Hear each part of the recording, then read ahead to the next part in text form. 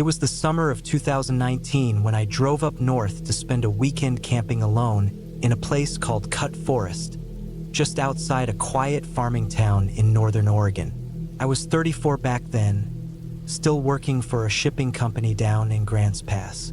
I'd just gone through a breakup a month earlier and needed to get away from everything. The city, the routine, the noise, and especially my apartment, which felt like a cage after she left. I'd been to Cut Forest once before, but only during the day with a couple of coworkers. The land wasn't technically a maintained campsite. It was old logging land, half regrown and forgotten, with miles of forest trails and wide open clearings left behind from when logging companies ran saws through there in the 80s. They say the land is still owned by the state, but no one patrols it or keeps tabs on who comes and goes. It's not marked on the usual tourist maps, which was part of the reason I chose it. I packed light, one tent, a foam mat, a decent sleeping bag, my gas stove, a flashlight, some water, and freeze-dried meals. I brought my hunting knife and a small hatchet for firewood, but no gun. That decision would sit heavily with me later. I left the city around noon on a Friday and made it to the dirt road by 5. The gravel track that cuts through the forest has no signpost. If you don't know it's there, you'll drive right past. There are no rangers or check-in stations, just a dusty one-lane path covered in pine needles and shadow. I followed it 6 miles in before stopping. There was a clearing I remembered from the last trip, flat and open with enough space to pitch a tent away from the brush. I parked my car a few feet off the trail and shut everything off. Right away, the silence hit me. No wind, no birds, just the faint creaking of trees as they leaned into each other. I remember standing outside my car for a full minute, just listening. The stillness felt unnatural, like everything was holding its breath. I shook it off and set up camp quickly, pitching the tent and laying out my sleeping gear inside. It started to drizzle a little, not enough to soak anything, just a light mist that made the air smell like wet bark and old leaves. I pulled the tarp over the tent just in case. That first night was quiet. I made a simple meal and ate sitting on a flat rock, watching steam rise off my pot while the sky turned dark above the trees. There was no moon, only thick clouds and the occasional flicker of distant heat lightning, but no thunder ever followed. I went to bed by 10. I woke up at 1:37 a.m. I remember because I checked my watch. There was a sound outside. It wasn't loud, but sharp. A snapping twig, deliberate and close. I stayed frozen, listening. Then another, a slow crunch of leaves. It wasn't wind. Wind doesn't step. I stayed still and breathed through my nose. I figured it might be a deer, maybe an elk. Could have even been a bear, though I'd hung my food a good 20 yards away in a dry bag. But the sounds didn't move like an animal. They were too slow, too careful. They circled. Whatever it was, it moved around my tent. Clockwise. I didn't hear sniffing, no heavy breathing, no four-footed shuffle, just slow steps pausing between each one. I didn't move or make a sound. I waited for it to leave. After maybe 10 minutes, and I swear it felt longer, the steps stopped. I never heard them walk away. They just stopped behind my tent. I stayed awake until sunrise. When the light finally bled through the gray clouds around 5:30, I crawled out of the tent and looked around. The dirt was soft from the light rain, and I noticed something that stopped me cold. Footprints. Human. Barefoot. They were faint but visible, toes and all, pressed into the soil about 20 feet behind my tent. They circled halfway and vanished into the underbrush. No shoe tread, just the natural shape of feet. I looked around the area again, heart racing, but nothing else was disturbed. The food bag hadn't been touched. No garbage was ripped open. It was as if someone had just walked barefoot through the woods in the middle of the night to my camp and left. I considered packing up right then, but part of me, the prideful, stubborn part, told me I was overreacting. People hike through woods all the time, I told myself. Maybe it was some drifter. Maybe someone just wandered past and left. I convinced myself to stay, but I made two changes. First, I moved my tent deeper into the trees, closer to a ridge that overlooked a small drop where the forest thickened. It was harder to reach and better hidden. Second, I kept my hatchet next to me inside the tent that night. The second day passed with no issues. I walked trails, took a few photos, cooked early, and kept my ears open. Still no birds, still no wind. The whole place had the strange pressure in the air, like the woods were pressing down on everything. I didn't see any animals, not even a squirrel. That night, I crawled into my tent early again, feeling uneasy. I don't know when I fell asleep, but I woke up again. Not to footsteps this time, but something else. A high-pitched, distant noise. It was screaming, not loud, not panicked, but sharp, like someone screaming into a pillow 100 yards away. I lay there frozen. The sound came again, then again, always at the same pitch, always spaced out every few seconds. Then it stopped, just cut off. I stayed in the tent until morning, clutching the hatchet, trying not to breathe loud. At some point, I must have passed out from exhaustion. When I came out in the morning, I found nothing. No footprints this time. No marks. But the sound, I knew I hadn't imagined it. This time, I decided I'd had enough. I started packing everything fast. I didn't care that it was only Saturday.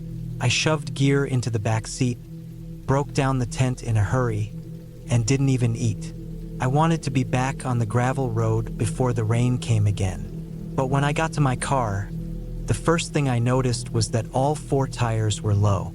Not flat, just low enough to be soft. The air caps were missing, all of them. I checked around the base of each tire, thinking they might have fallen, but they weren't there. That chill came back to my spine. Someone had let the air out. The spare was still in the trunk, and I had a hand pump, but I only had one. I sat in the driver's seat, locked all the doors, and thought hard.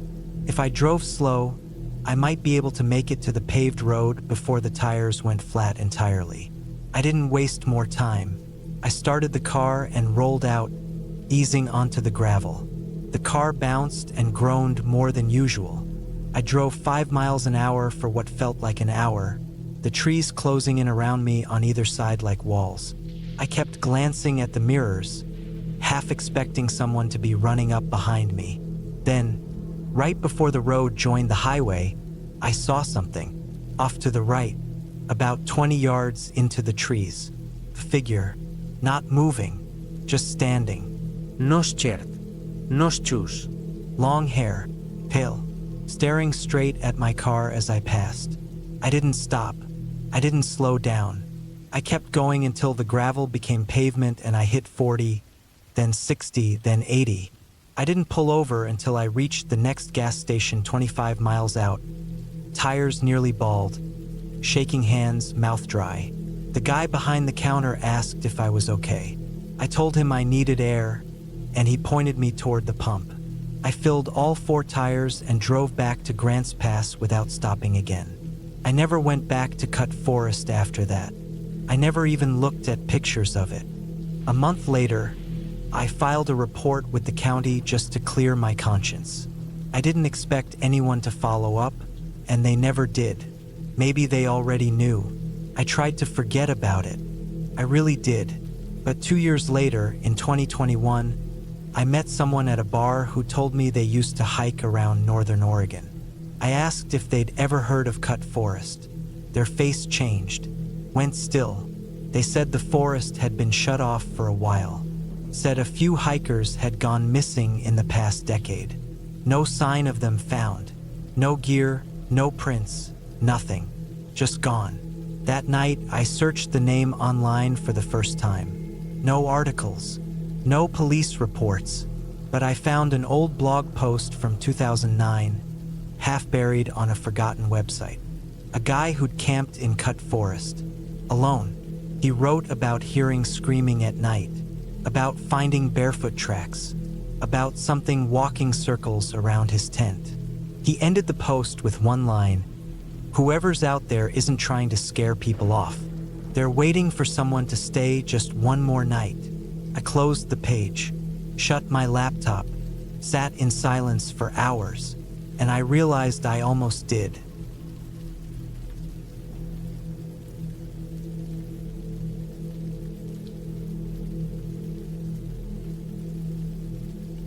I was 31 when I took that trip up to Cumbria, back in late September of 2014.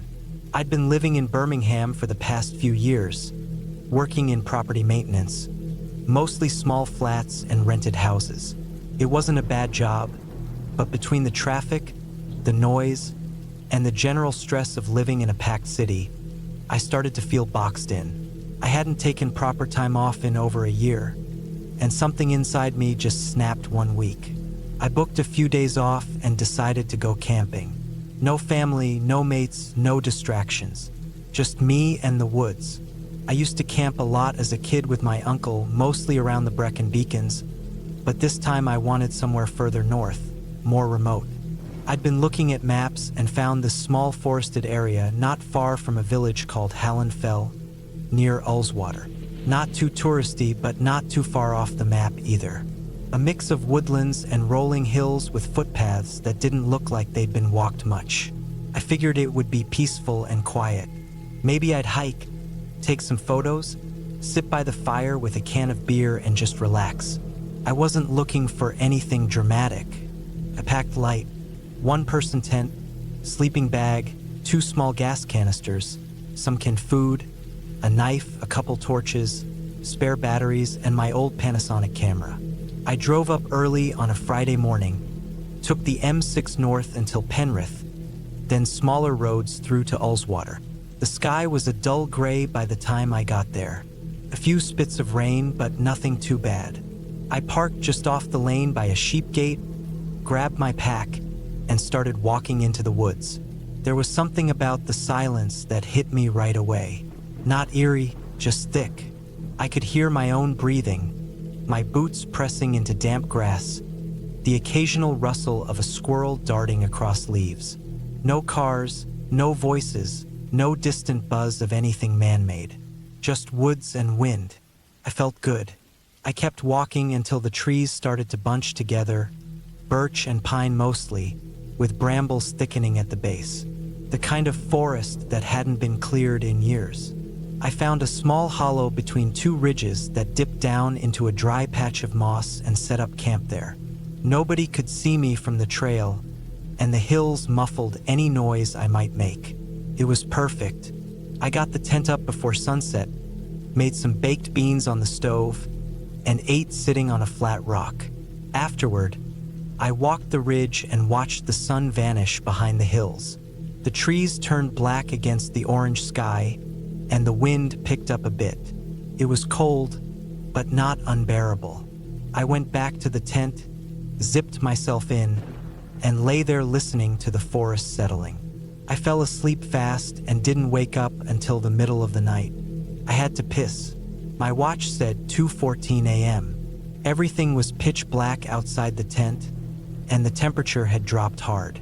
I grabbed my torch, unzipped the flap, and stepped out.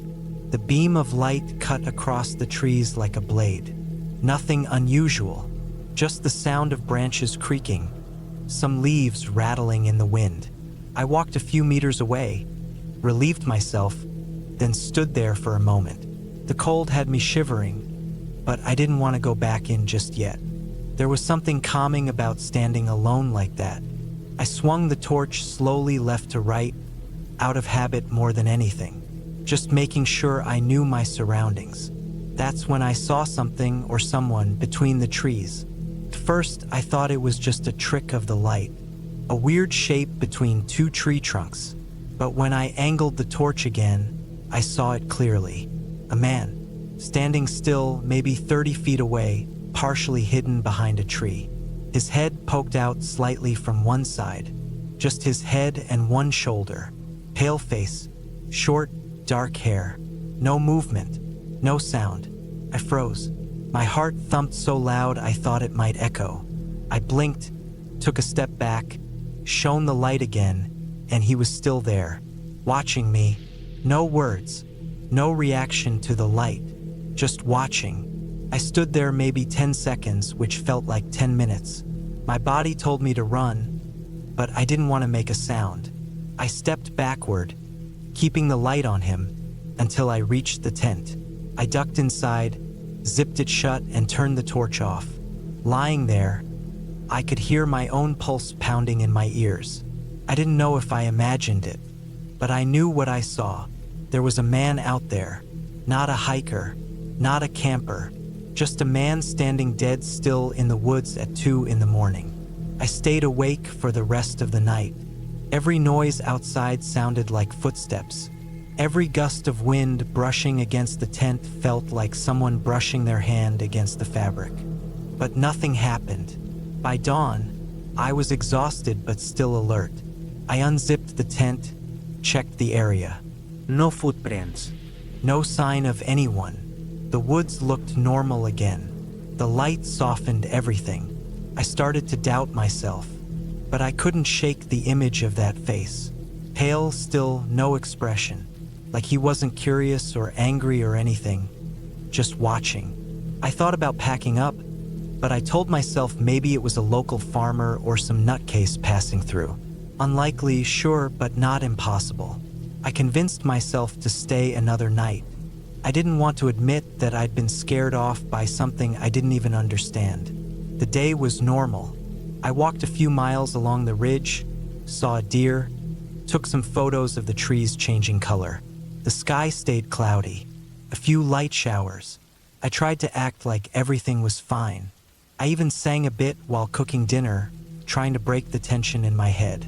But when the sun started going down again, I felt it return. That tension, like something was crouching just out of sight. The forest started to feel different. The trees didn't feel neutral anymore. They felt like they were closing in. That night, I left the torch on beside me.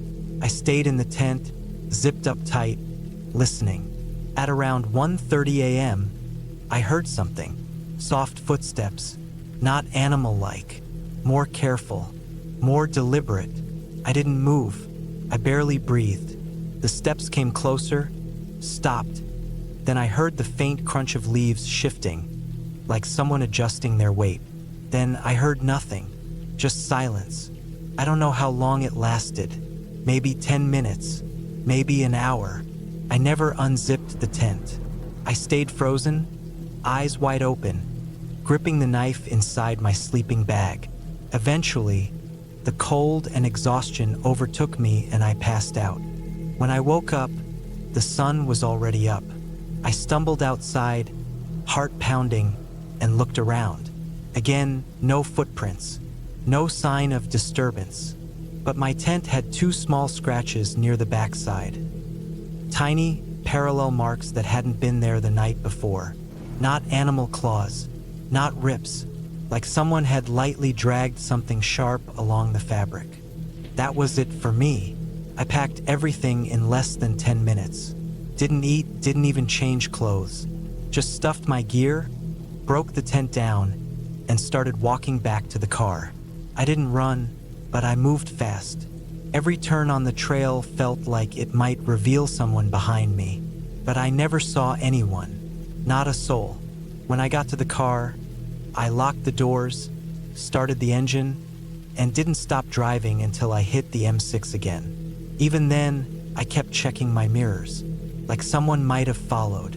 Back in Birmingham, it took me days to stop flinching at small noises. I didn't tell anyone the full story, just said I saw some weird bloke and it freaked me out. Nobody pressed further, but I kept thinking about that man, the way he didn't move, the blank stare, the silence. I reported it to the local ranger office a week later, just to say in case someone else ran into him. They said they hadn't heard of anything unusual. No missing people, no reports of strange men. They said the forest was rarely used except for the odd hiker. No known squatters or camps. I still look at that forest on the map sometimes. I zoom in on satellite view looking for clearings, old paths, anything that might explain it. But I never find anything. I don't know who that man was or why he was there. I don't know if he was dangerous or just sick in the head, or if he thought he was hiding. But I know what I saw. I know he was there. I know he followed me. And I know I'll never go camping alone again.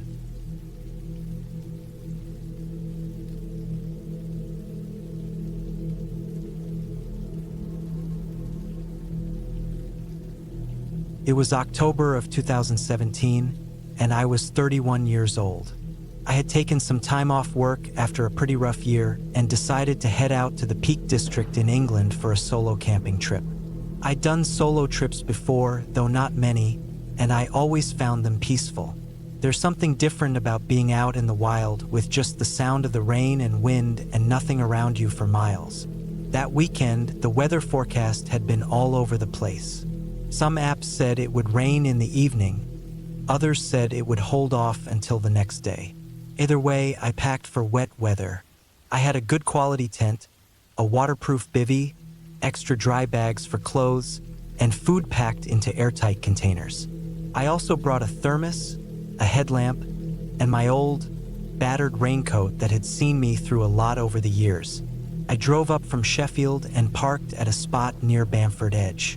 From there, I hiked about 4 miles off trail into a patch of woodland that I'd read about online. It wasn't an official campsite, just an open space tucked in between a thick spread of trees and a rising ridge. I liked that kind of isolation. There was no one around, no footpaths nearby, no mobile signal. That was the point. By the time I reached the spot and set up camp, it was late afternoon. I pitched my tent in a patch of soft grass, a little elevated to avoid puddles, and gathered some dead branches and twigs to use with my small camping stove. I didn't build a real fire, just enough flame to boil water and heat food. I remember sitting there, leaning against my backpack, eating baked beans from a pan and watching the clouds roll in. Everything was still. No birdsong, barely any wind. Just gray sky stretching above the black outline of trees. Around 7 p.m., the drizzle started. It was soft at first, barely more than mist, but I could feel it slowly creeping in, darkening the ground, soaking the leaves.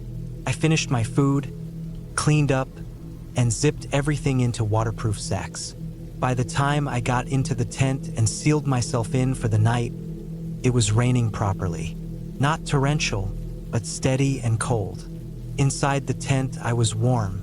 My sleeping bag was dry, and I had my thermos next to me. I lay there listening to the patter of the rain and tried to fall asleep.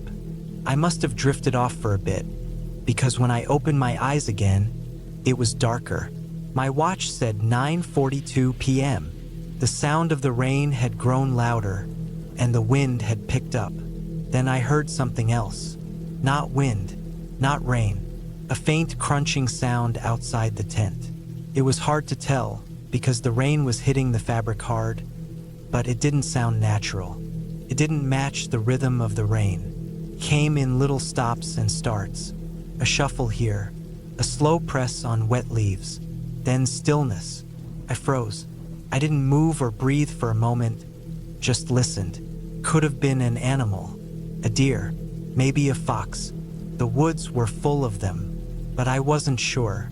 Something about the timing of the steps, the distance between them, something about it felt deliberate. I reached for my headlamp slowly and switched it on. I didn't unzip the tent. I didn't want to shine it outside and give away I was awake, just in case. I just sat there in the glow of the small light, waiting.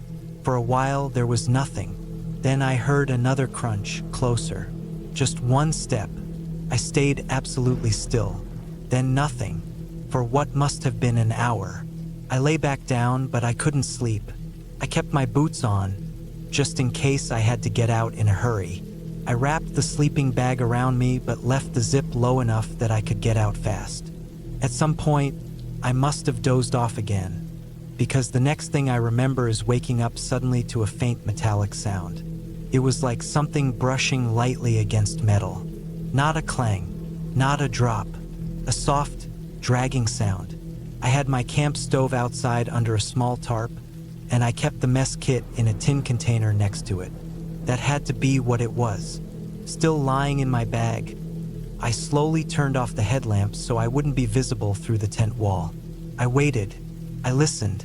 The wind was stronger now, and the rain was coming down harder. I couldn't make out anything clearly through the noise, but every now and then, I thought I heard a footstep or the subtle creak of wet branches moving in the wrong way. It went on like that for another hour. I stayed still, didn't unzip the tent, just kept listening and telling myself over and over it was probably just an animal. But the metal sound, that wasn't an animal. Something had touched my gear. Eventually, it went quiet again, and I waited another half hour before turning the lamp back on and zipping open the tent flap just enough to look out. It was pitch black. My light didn't reach far, just lit up the inside of the tarp where the stove had been. The stove was gone. I sat there staring. I moved the beam of light around, slowly. The tin that held my utensils and food sachets was still there, but it was open. I never left it open, and right next to it, about 2 feet from the tarp, were footprints. I'm not talking animal prints. These were deep, boot-shaped impressions in the wet earth. Someone had stood there. The prints faced the tent. I turned off the lamp again. I didn't move. I just pulled the zip shut and sat back. My heart was pounding so hard I felt sick. Someone had come into my camp. In the middle of the night, in the rain.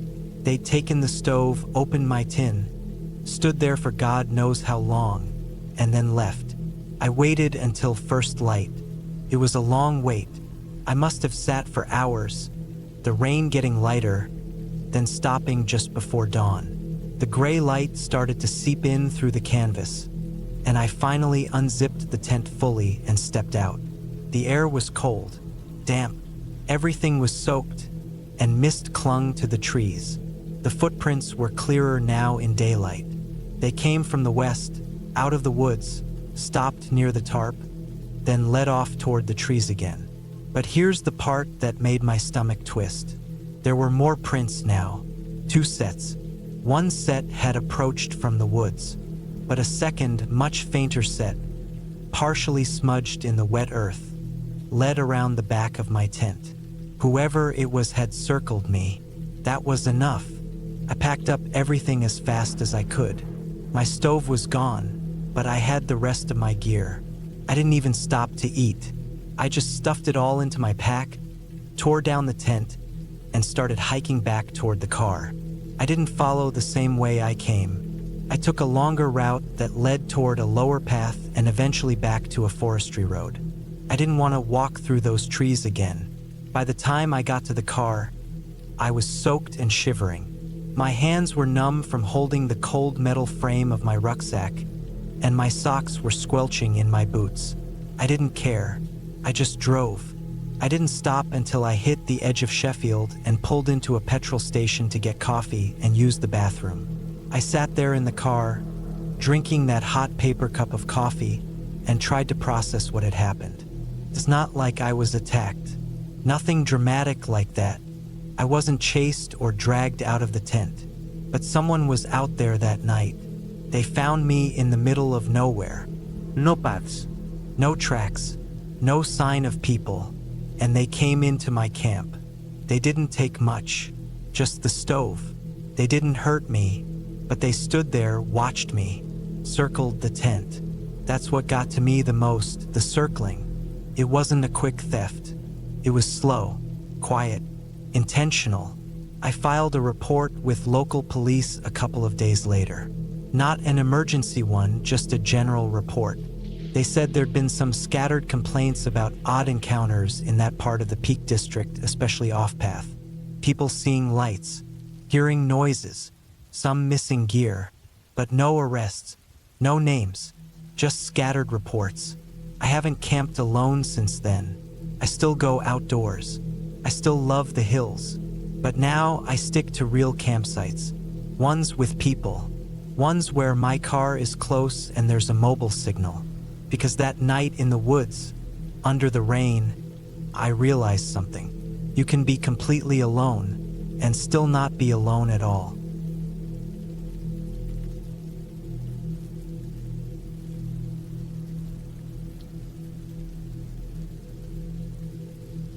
My name is Travis.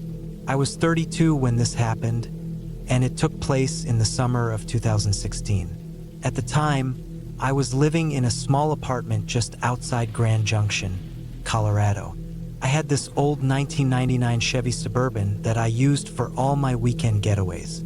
It had a roof rack, lifted suspension, and smelled like wet canvas and trail mix, the way old camping rigs usually do. I wasn't some hardcore survivalist, but I liked being out in nature. Sleeping under the stars, building fires, walking alone through places where cell service dropped off and the quiet got so loud it almost rang in your ears. That summer, I was working construction and had taken a long weekend after a drywall job wrapped up early. I wanted to go somewhere new, not the usual forest campgrounds or lakesides that got crowded during the season. I remembered something my old coworker mentioned a few years back about this abandoned mining site a couple of hours from Telluride. Said it was built in the early 1900s and had been shut down since the late 70s. All that remained was a few collapsed shacks, a rusted or elevator, and a road so rough it broke his axle on the way down. But he also said it was dead quiet and nobody ever went near it anymore. That sounded perfect to me. I didn't tell anyone exactly where I was going, which I admit now was probably a mistake. I just left a vague message with my brother that I was going out camping for a few days and would be back by Monday. I packed up the Suburban with my tent, food, 2 coolers of water and ice, my Ruger .22 rifle, a hunting knife, a sleeping bag, and a folding camp chair. I also brought a few old topographic maps I'd printed off from some old mining survey archives. GPS barely worked out there. I left early Friday morning. The drive took me about 4 hours, most of it winding through sharp mountain switchbacks and dry ridgelines dotted with scrub brush and rockfall warning signs. The road leading to the mine wasn't really a road anymore. It was more like a washed-out path full of jagged rock and old timber debris. I had to put the Suburban in 4WD low just to crawl over some of it. I reached the place around late afternoon. The sun was still up, casting long shadows across the red hills. The site was tucked into a canyon, surrounded by steep slopes with broken trees, leaning down toward the valley floor like old men. The remnants of the mining camp were still there. A collapsed building that looked like it was once a bunkhouse, a corroded rail cart turned on its side, and a tall skeletal or chute that had bent inward like something had crashed into it. Everything was rusted to hell. There were bits of rebar sticking up from the ground, and piles of rocks where I guess small foundations used to sit. Felt frozen in time. I parked near a flat patch just off the old road, maybe 50 yards from the ruins. There wasn't a single sound except the dry wind brushing through the canyon and the faint creak of something metallic swaying in the distance. Probably a broken sign or leftover cable. I set up my tent, rolled out my bag, and started a fire before sunset. As the light faded, the shadows from the cliffs grew longer, and the whole canyon started to feel colder than it should have for late June. I sat there that first night, drinking a warm can of beer and watching the fire crackle. I didn't feel scared, just alone. It was the kind of alone where you can hear your own blood moving in your ears. The stars came out early. No moon, just a wide dome of black with more stars than I'd seen in years. It was peaceful, or at least it started that way.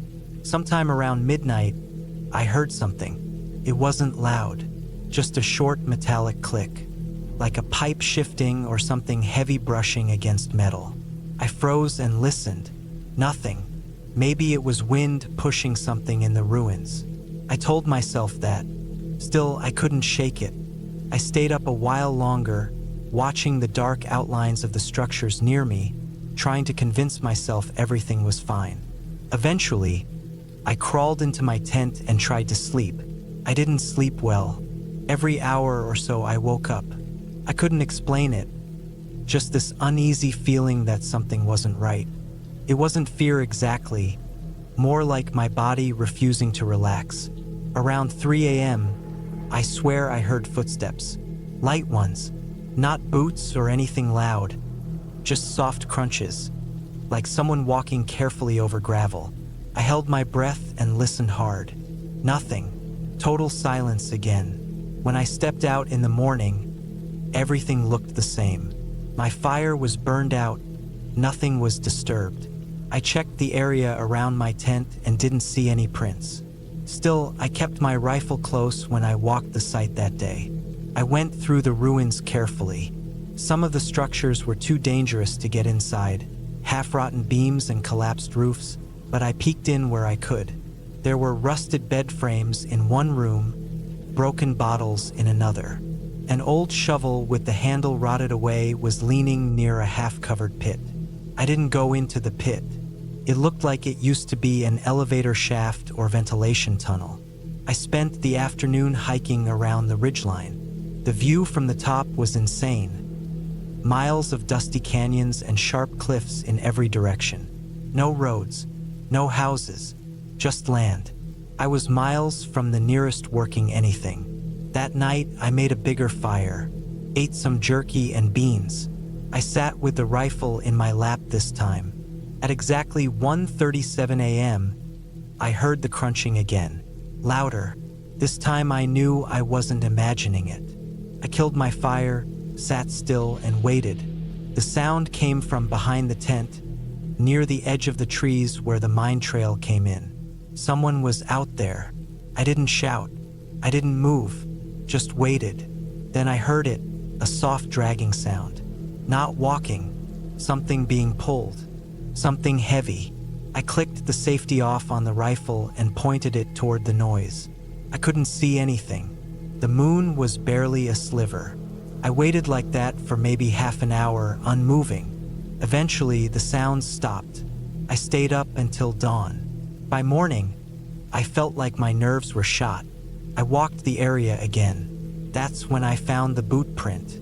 Just one. But it wasn't mine. It was deeper, wider. Looked like a heavy tread. It was in a patch of soft dirt behind a boulder not far from my tent. No others around it, just the one. I packed up camp that afternoon, but I didn't leave. I told myself I'd finish one more night and then go home in the morning. I even built a second fire pit on the opposite side of the clearing so the place looked lived in from two sides. I thought maybe that would spook off anyone who was messing around. That third night was the worst. Everything was quiet until just after 2 a.m. Then I heard it again, the dragging sound. But this time it wasn't in the trees. It was closer, much closer, maybe 30 feet from the tent. I stayed perfectly still. No flashlight, just holding the rifle, breathing slow. Then I heard a thump. Not loud, just a dull sound like something being dropped or set down on the ground. When the sun came up, I found it. It was a piece of wood, like from a broken crate, but someone had carved something into it. It was rough but readable. Just one word, scratched deep with something sharp. Go! That was it. No doubt in my mind now. Someone was out there with me, watching, maybe waiting. I don't know what kind of person messes with someone like that in the middle of nowhere, but I didn't wait to find out. I packed everything, threw the gear into the Suburban without folding it, broke camp in 15 minutes, and drove out. I scraped the side of the truck on a rock getting back onto the road, but I didn't care. When I got home, I didn't tell anyone what happened. I didn't want to explain it. There was nothing really to say. It wasn't a ghost story. No creature in the woods. Just a person. A quiet, patient person who didn't want me there, and who let me know in their own way. A few weeks later, I looked up old reports about that site. I found a short article from 1982. Said a man had gone missing near the mine. His truck was found abandoned, doors open, no signs of struggle. Search crews never found him. Just one photo of the place, black and white, showing the same or shoot I had seen, only it looked newer then. I haven't gone back. I still camp sometimes, but never near places like that. never near places with a history people don't talk about. And I always tell someone where I'm going now, because whoever was out there that weekend, they never made a sound. They never showed their face, but they were watching me. That much I know for sure.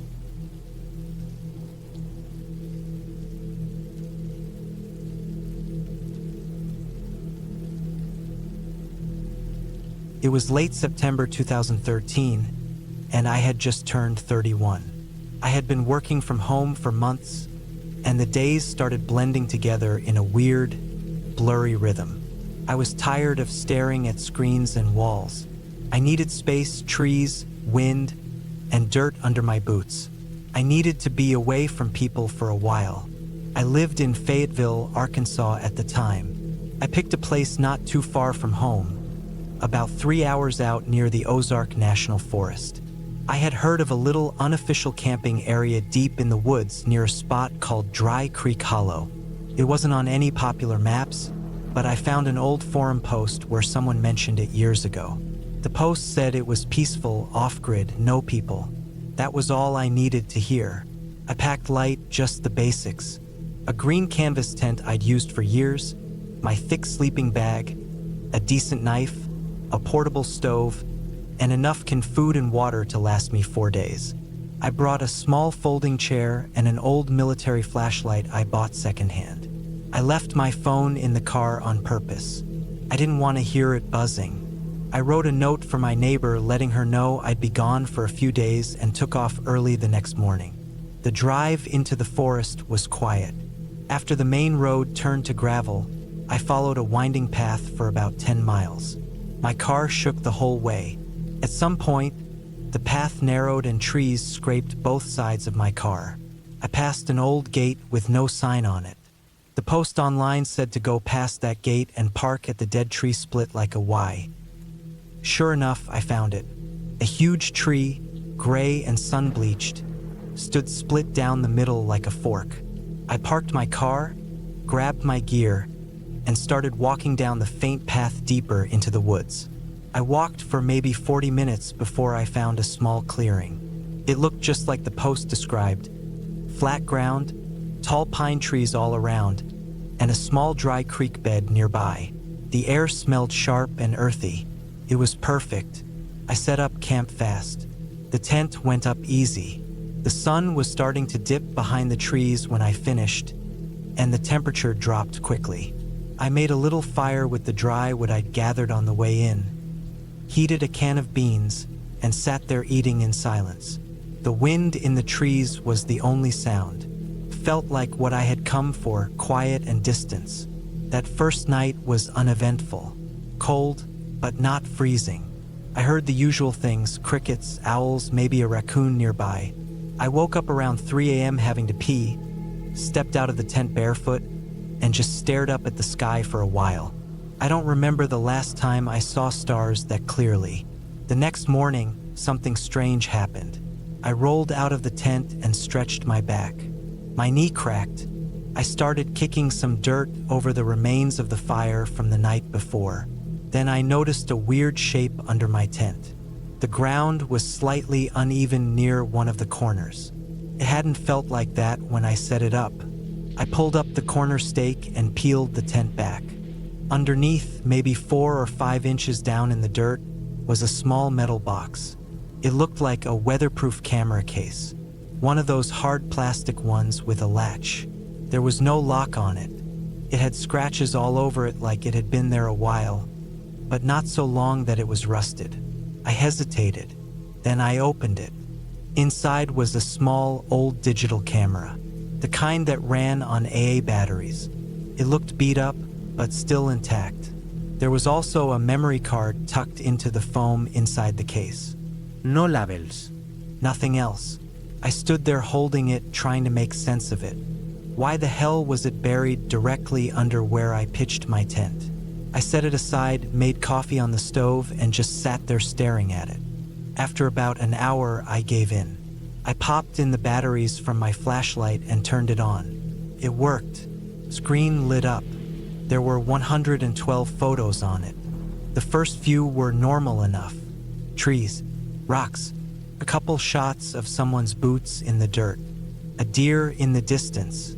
All looked like they were taken in the same kind of woods I was in. Then, around the 30th photo, things got weirder. There were photos taken at night. Grainy, dark, shapes in the trees. Then closer, blurry shots of what looked like a tent, same color as mine. Then came pictures taken closer to the ground, as if the camera was sitting in the dirt. A few photos showed a person's legs standing near the tent. Sometimes the shots were tilted. By photo 60, they were taken from what looked like inside the woods, aimed at someone's campsite from a distance. You could see the back of a man sitting in a chair by a fire. By photo 70, the images were of that same man sleeping in a tent. Photos taken just outside the flap, then inside the flap, then up close to the man's sleeping face. My stomach dropped. I clicked faster through the images. They went from strange to worse. Photos of the same guy, blurry and then gone, like he had gotten up and the next pictures were just empty tent flaps.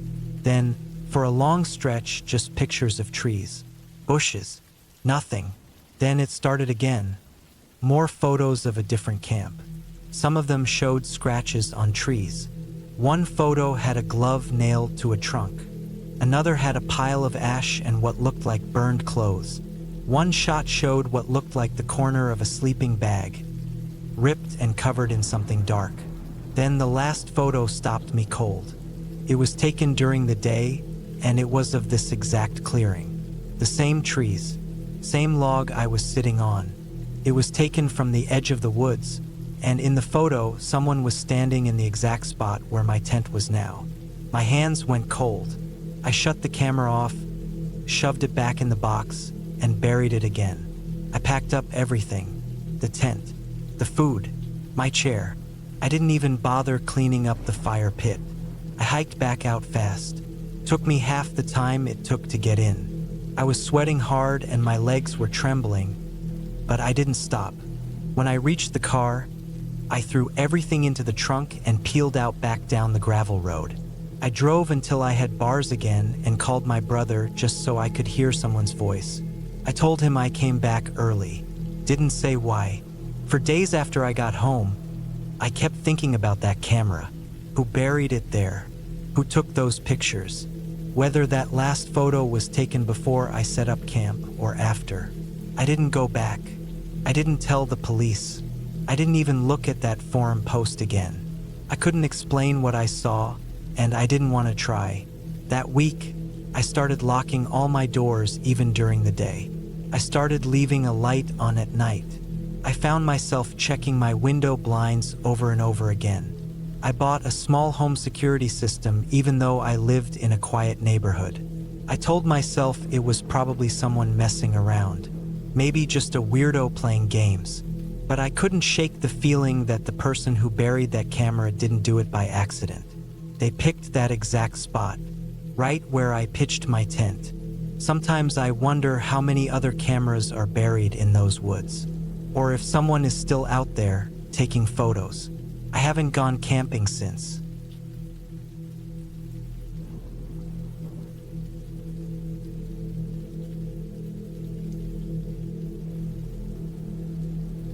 My name's Adam, and this happened in the fall of 2016, when I was 34.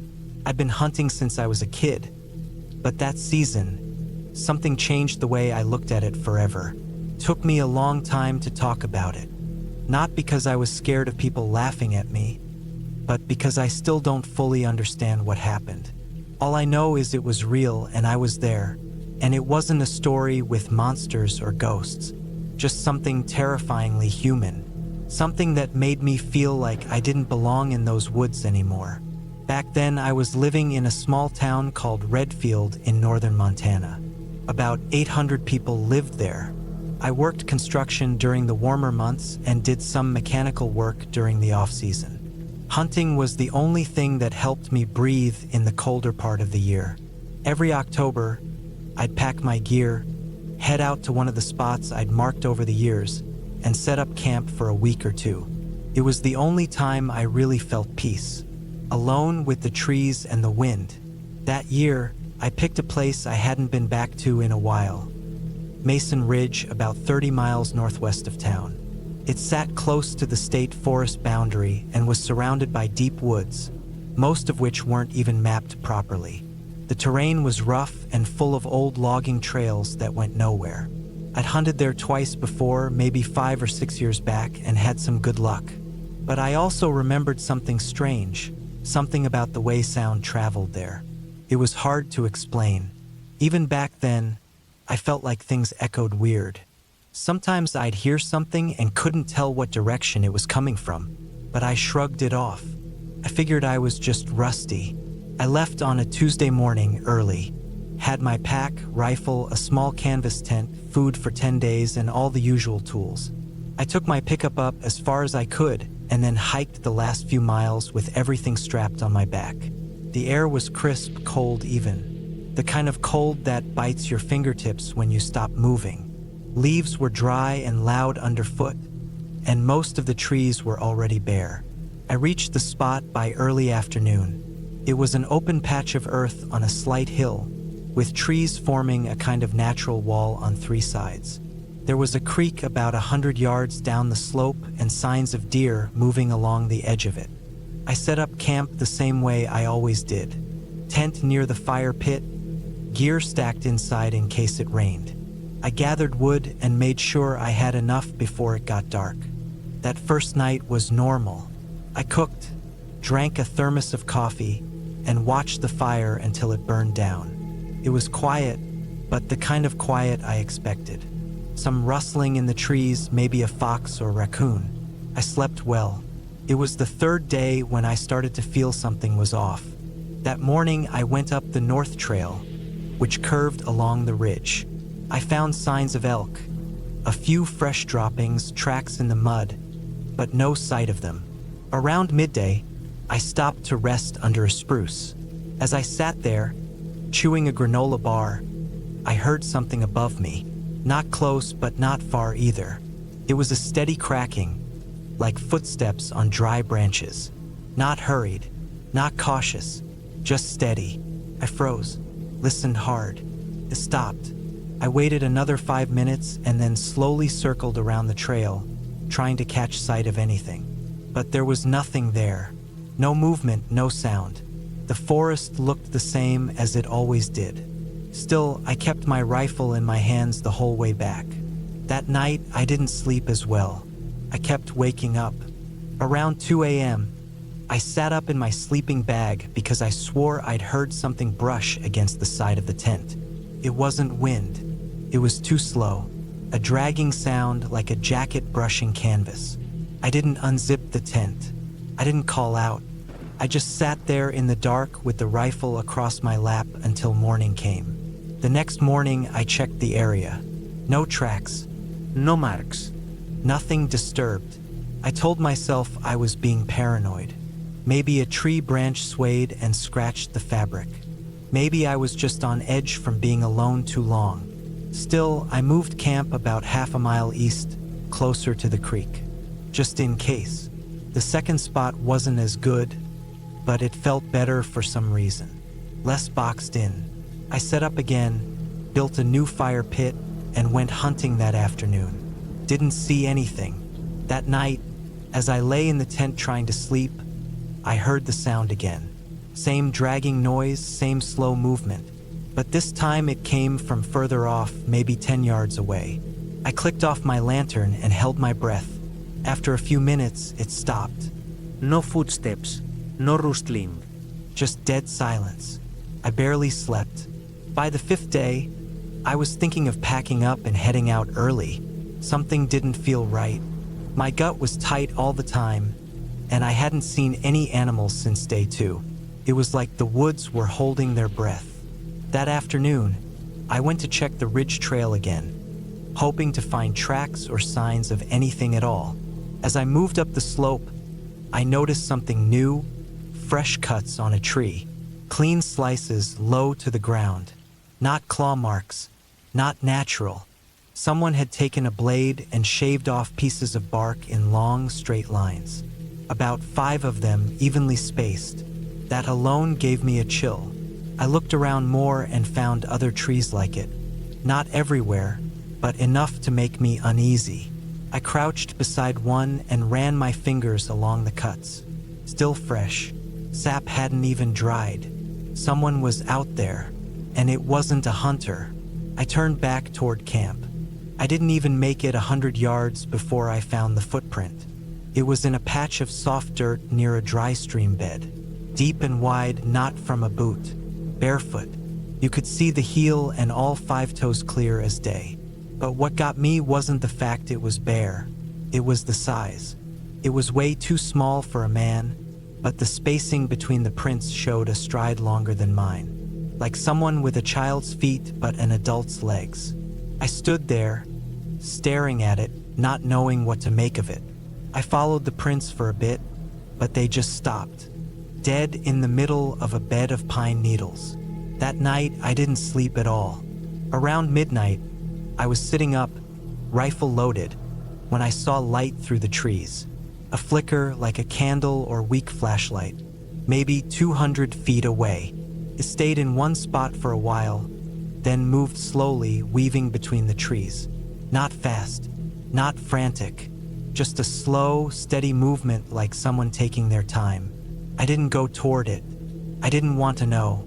I sat there with the fire out and waited until it disappeared. When the morning came, I packed everything up, left the firewood, left some gear. I just wanted to get out. On the hike back, I felt watched the whole time. That kind of feeling where your skin knows before your brain does. Every so often I'd stop and listen, but I never saw anyone. Back at my truck, I threw everything in the bed and didn't look back. I drove straight home, didn't stop for gas until I was 2 towns away. For weeks, I didn't talk about it. Just stayed home, worked on engines, kept to myself. Then I started having dreams. Same ones every night. I was back in the tent, and there was something standing outside. Not moving, just standing there, waiting. It took months for them to go away. I still hunt, but I never went back to Mason Ridge. I scratched it off my map, literally tore the page out of the guidebook. Sometimes I think about what I saw out there. The dragging sounds, the cuts on the trees, the barefoot prints, that strange light. It wasn't a ghost. It wasn't a monster. It was someone who knew that ridge better than I ever could. Someone who lived out there in the woods, watching people come and go, and knowing exactly how to scare them off. And they did. They didn't attack. They didn't speak. They just let me know I wasn't welcome. And I listened. Because if I hadn't, if I'd stayed one more night, I don't think I'd be here to write this.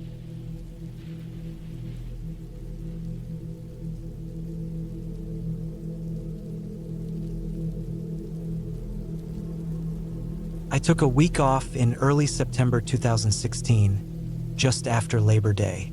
Most people were back to work or school, which meant the public lands in southeastern Utah would be empty. I was 29 at the time, working as a field technician for a surveying company based out of Grand Junction, Colorado. After a long summer spent hiking and collecting land data for other people's development projects, I wanted a few days where I could walk, camp, and sit quietly in a place without seeing anyone. No paved trails. No posted rules. No noise but the wind and the insects. No one to talk to, which suited me just fine.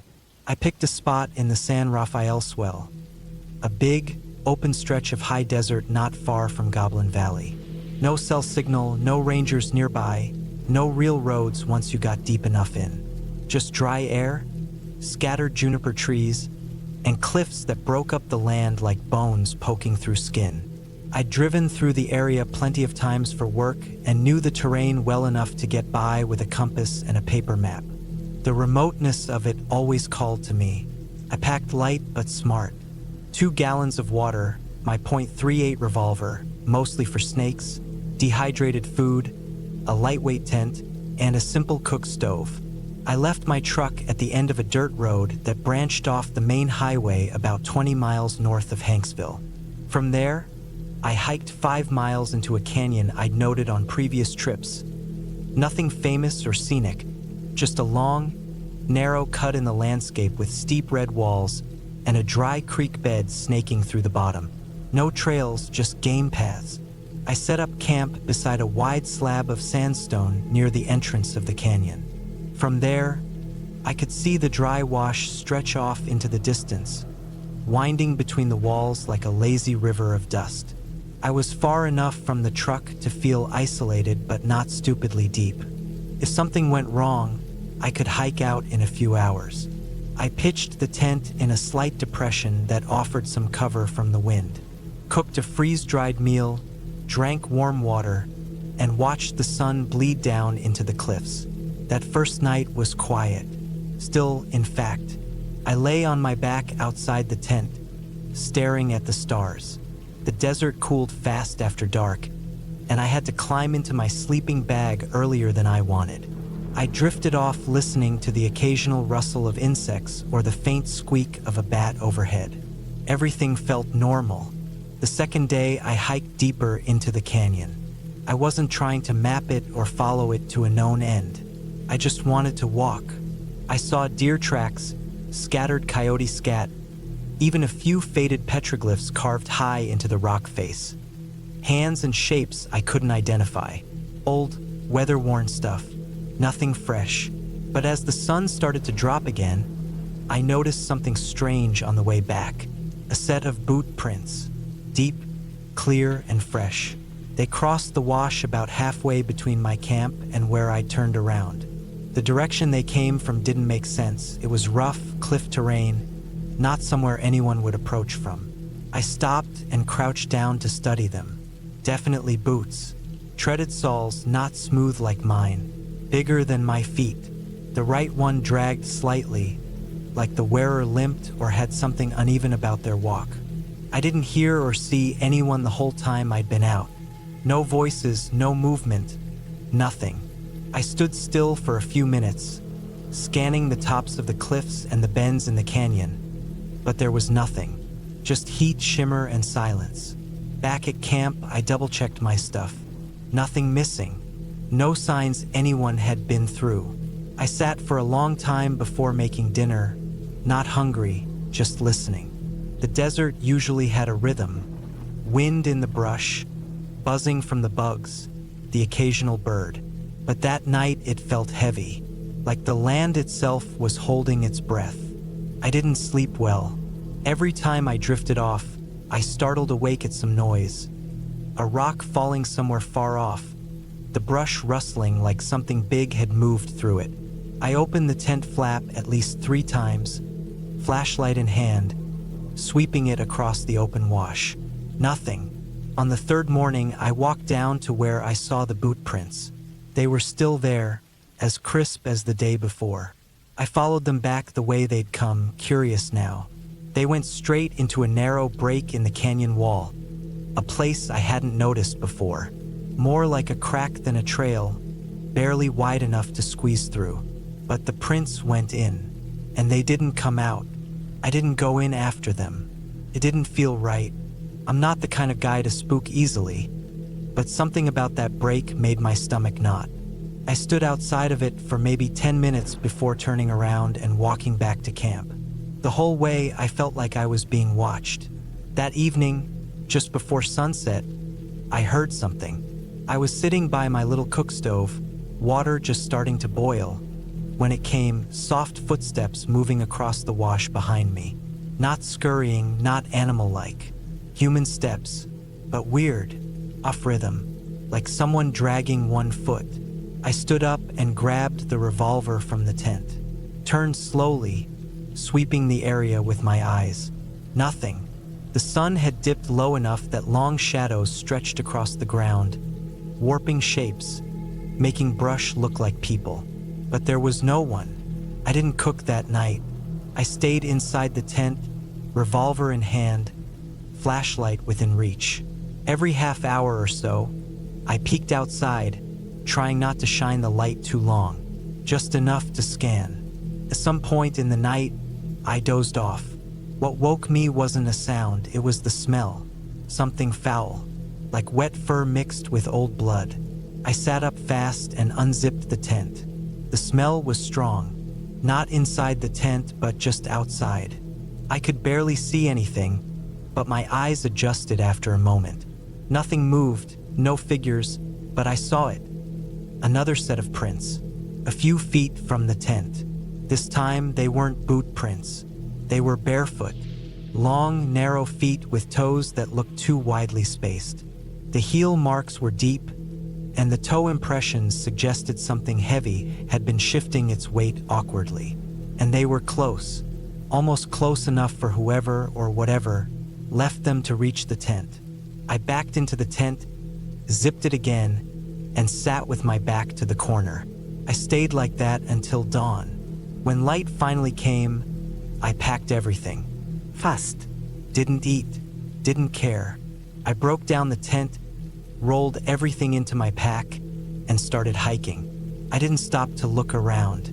About a mile out, I started seeing more of the weird footprints. Always the same shape. Barefoot, deep, dragging slightly. Once I even saw them alongside my own boot prints from the day before. Like someone had been following me, perfectly in step, but just a little behind. I picked up the pace even though my legs were sore. I didn't stop once, not even to drink. I made it back to the truck in less than 3 hours. Threw my gear in the bed without tying anything down and drove. I didn't look in the rearview mirror until I hit the highway. When I finally got home, I went through all my gear. Nothing missing, nothing added. I looked through my photos, landscapes, rock formations, a few shots of the wash. And in one of them, taken on the second day, I saw it. Far back, nearly out of frame, half hidden behind a juniper bush on a rock ledge. A figure, too thin, standing awkwardly, like its knees bent the wrong way. Hard to see clearly, but something about the way it stood made my skin crawl. Like it didn't belong there. I deleted the photo. I've never gone back to that part of the swell. I still camp, still hike, but only in places where other people are within earshot. I never go off trail anymore, and I always look for prints. Not the boot kind, not animal either, the barefoot ones, with the drag. I know what I saw wasn't a ghost. I don't believe in that stuff, and it wasn't a monster or anything from a story. It was real. It was out there. Maybe it still is. The desert is a big place, and some parts of it aren't empty.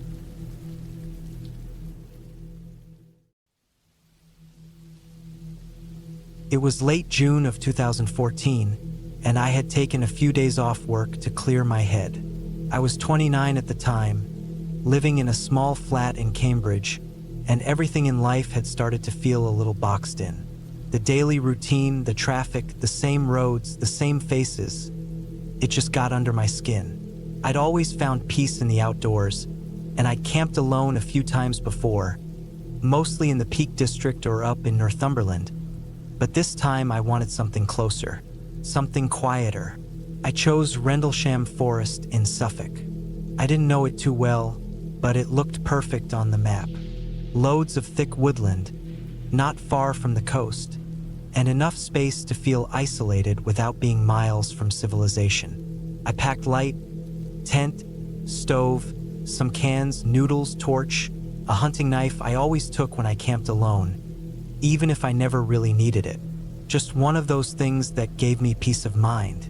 I drove up early on a Wednesday morning and arrived by noon. The roads were empty, the weather was mild, and the sun sat behind a thick cover of clouds, just how I liked it.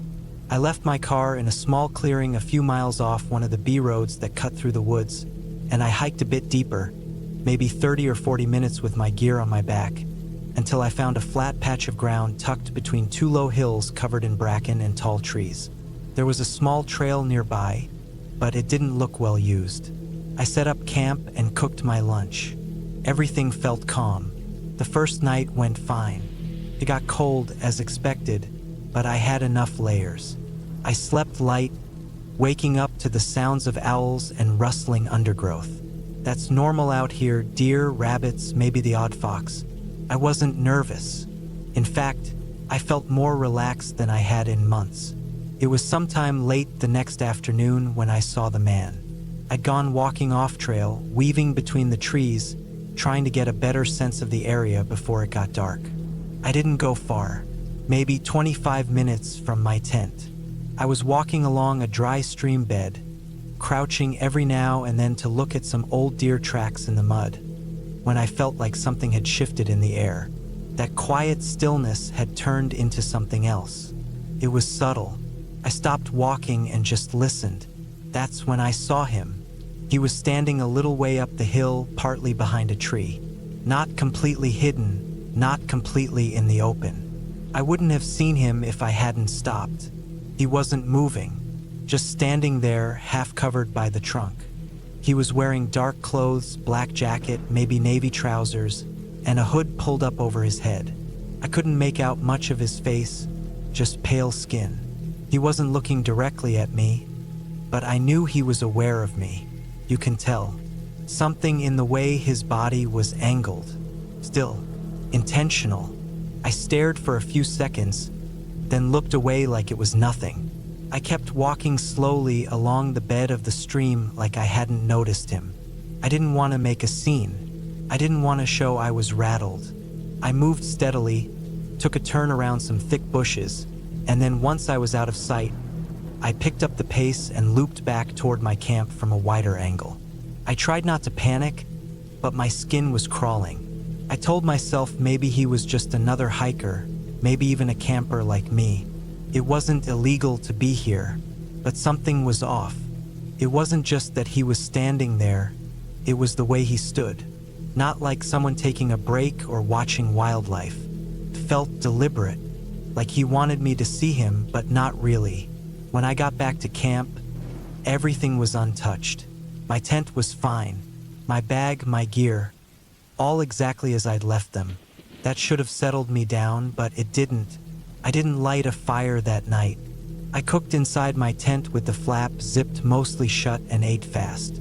The woods were quiet again, but now I kept listening for footsteps. A snap of a twig. Anything. That night I barely slept. Every noise made me sit up. I didn't unzip the tent, not once. I kept my knife close, and I lay in my sleeping bag fully dressed. I must have drifted off a few times because I remember dreaming blurry, uncomfortable dreams. One was about hearing something breathing right outside the tent, but that might have been real. I don't know. It was all mixed up. Morning came eventually, cloudy again, a bit colder. I got up and checked the area. No footprints. No damage, just wet grass and leaf litter. I made a quick breakfast, packed some snacks, and tried to clear my head with a long walk toward the east side of the forest. I stayed on wider trails this time, places I figured would be harder to sneak up on. For a while it worked. I started to feel a bit better, like maybe I'd overreacted. It was on my way back, late in the afternoon, when I found the marks. They weren't deep and they weren't new, but they were strange. Near the edge of my camp, on the back side of a tree facing away from the trail, someone had carved a shape, a rough triangle with 3 vertical lines inside it. I hadn't seen it when I first set up, but I swear it hadn't been there yesterday. The bark was cut fresh. It wasn't just random vandalism. It looked like someone's sign, like a mark. It wasn't deep, but it was clean, deliberate. I looked around the surrounding trees. I found 2 more symbols carved the same way, spaced evenly in a loose circle around the tent. That was enough for me. I packed up right then. I was sweating the whole time, even though the wind had picked up and the temperature had dropped.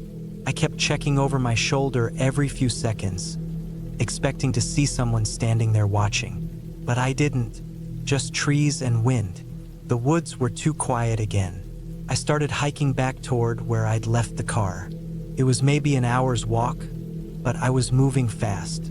The trail was a bit overgrown in places, and the light was dropping fast, turning everything gray. About halfway back, I stopped. I don't even know why. Maybe it was instinct. Maybe I heard something my brain didn't process properly. I just stopped. Ahead of me, about 50 yards up the trail, the same man was standing there. This time fully visible. Same dark jacket, same hood. He was facing away from me, looking into the woods, but his posture was stiff, like he was waiting. I stood completely still. I didn't move. My heart was hammering, and I could feel my breath shaking in my chest. After what felt like forever, he turned just slightly. Not all the way, just enough to let me know he knew I was there. Then, very slowly, he stepped off the trail and vanished into the trees. I didn't follow. I took a wide arc through the brush and made my way toward the car without using the trail. I cut my legs and arms on brambles, slipped once in a patch of moss, but I didn't care. I just wanted out. When I reached the clearing where I'd parked, the car was there, untouched.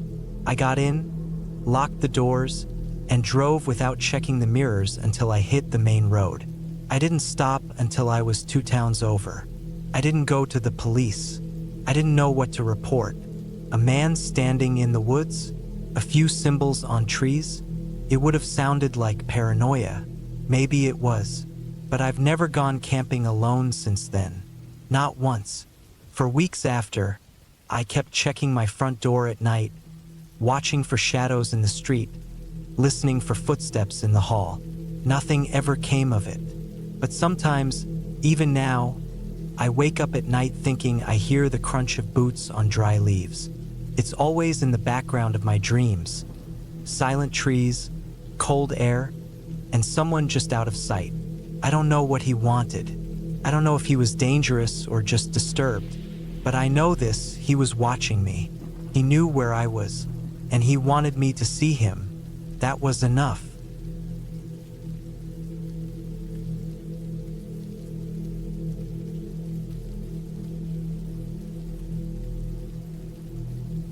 I was 36 the summer I decided to camp out at an old quarry near a small town called Elmsworth, just a couple hours northwest of Bristol.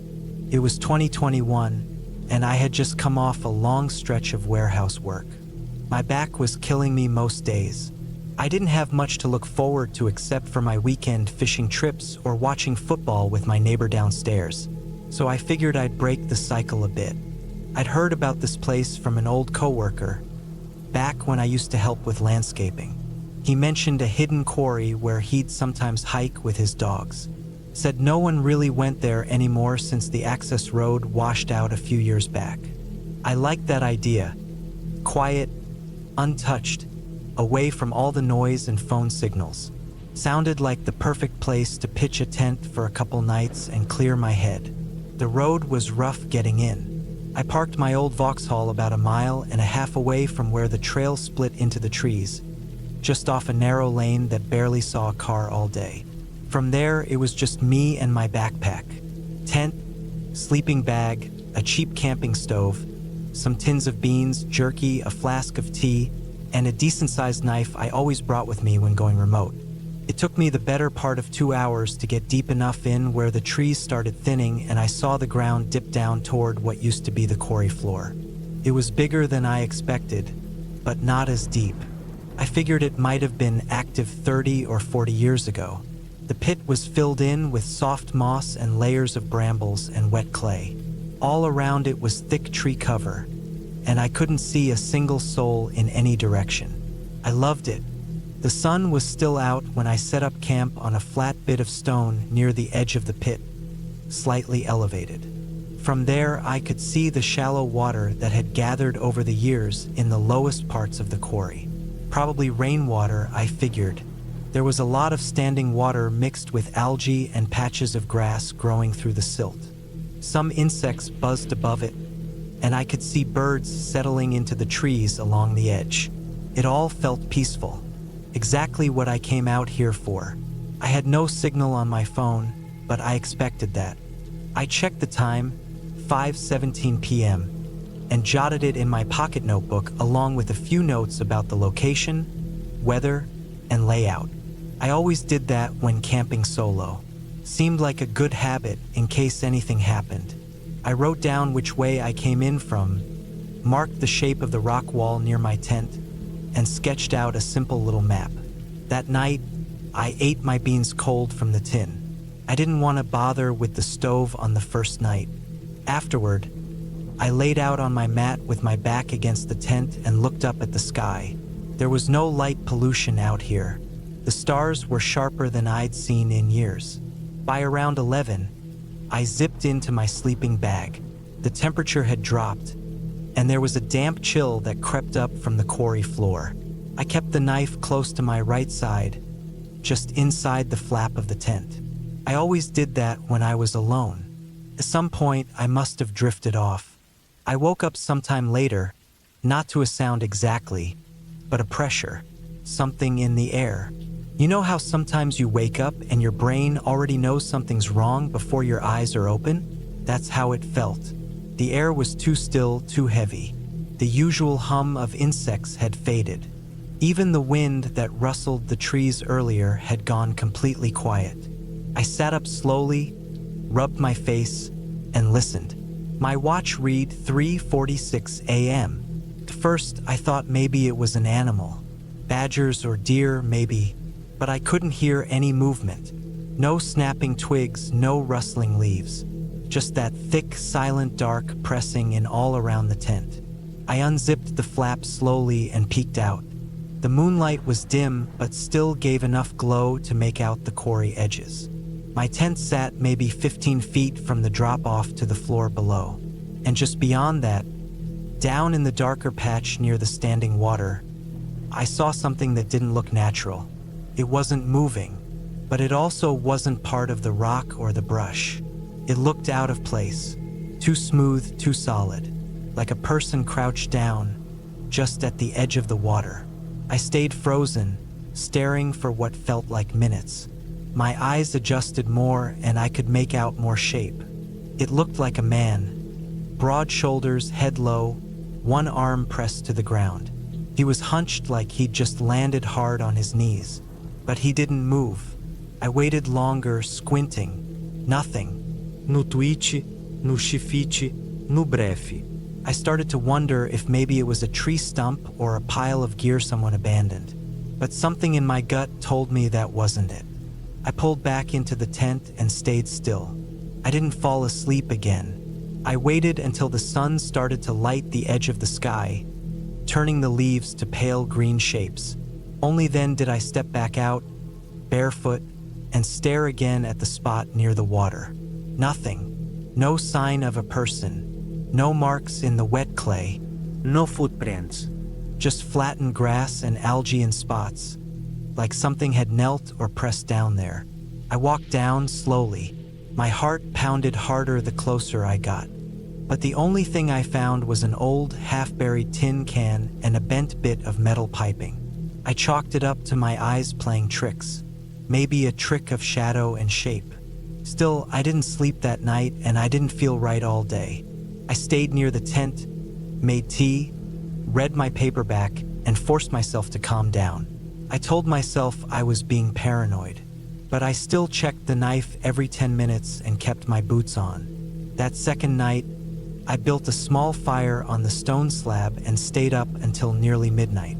I watched the tree lean constantly, not because I saw something, but because I felt like something could be watching me. I turned in late, zipped the flap up tight, and left the knife out beside my pillow. At 2:11 a.m., I woke to movement. Not a noise. Movement. The ground vibrated just slightly, just enough to register in my spine, like someone heavy had taken a step on solid rock not far away. I sat up so fast the blood drained from my head. I didn't move the flap this time. I just listened. Another vibration. Another step. Closer. Then it stopped.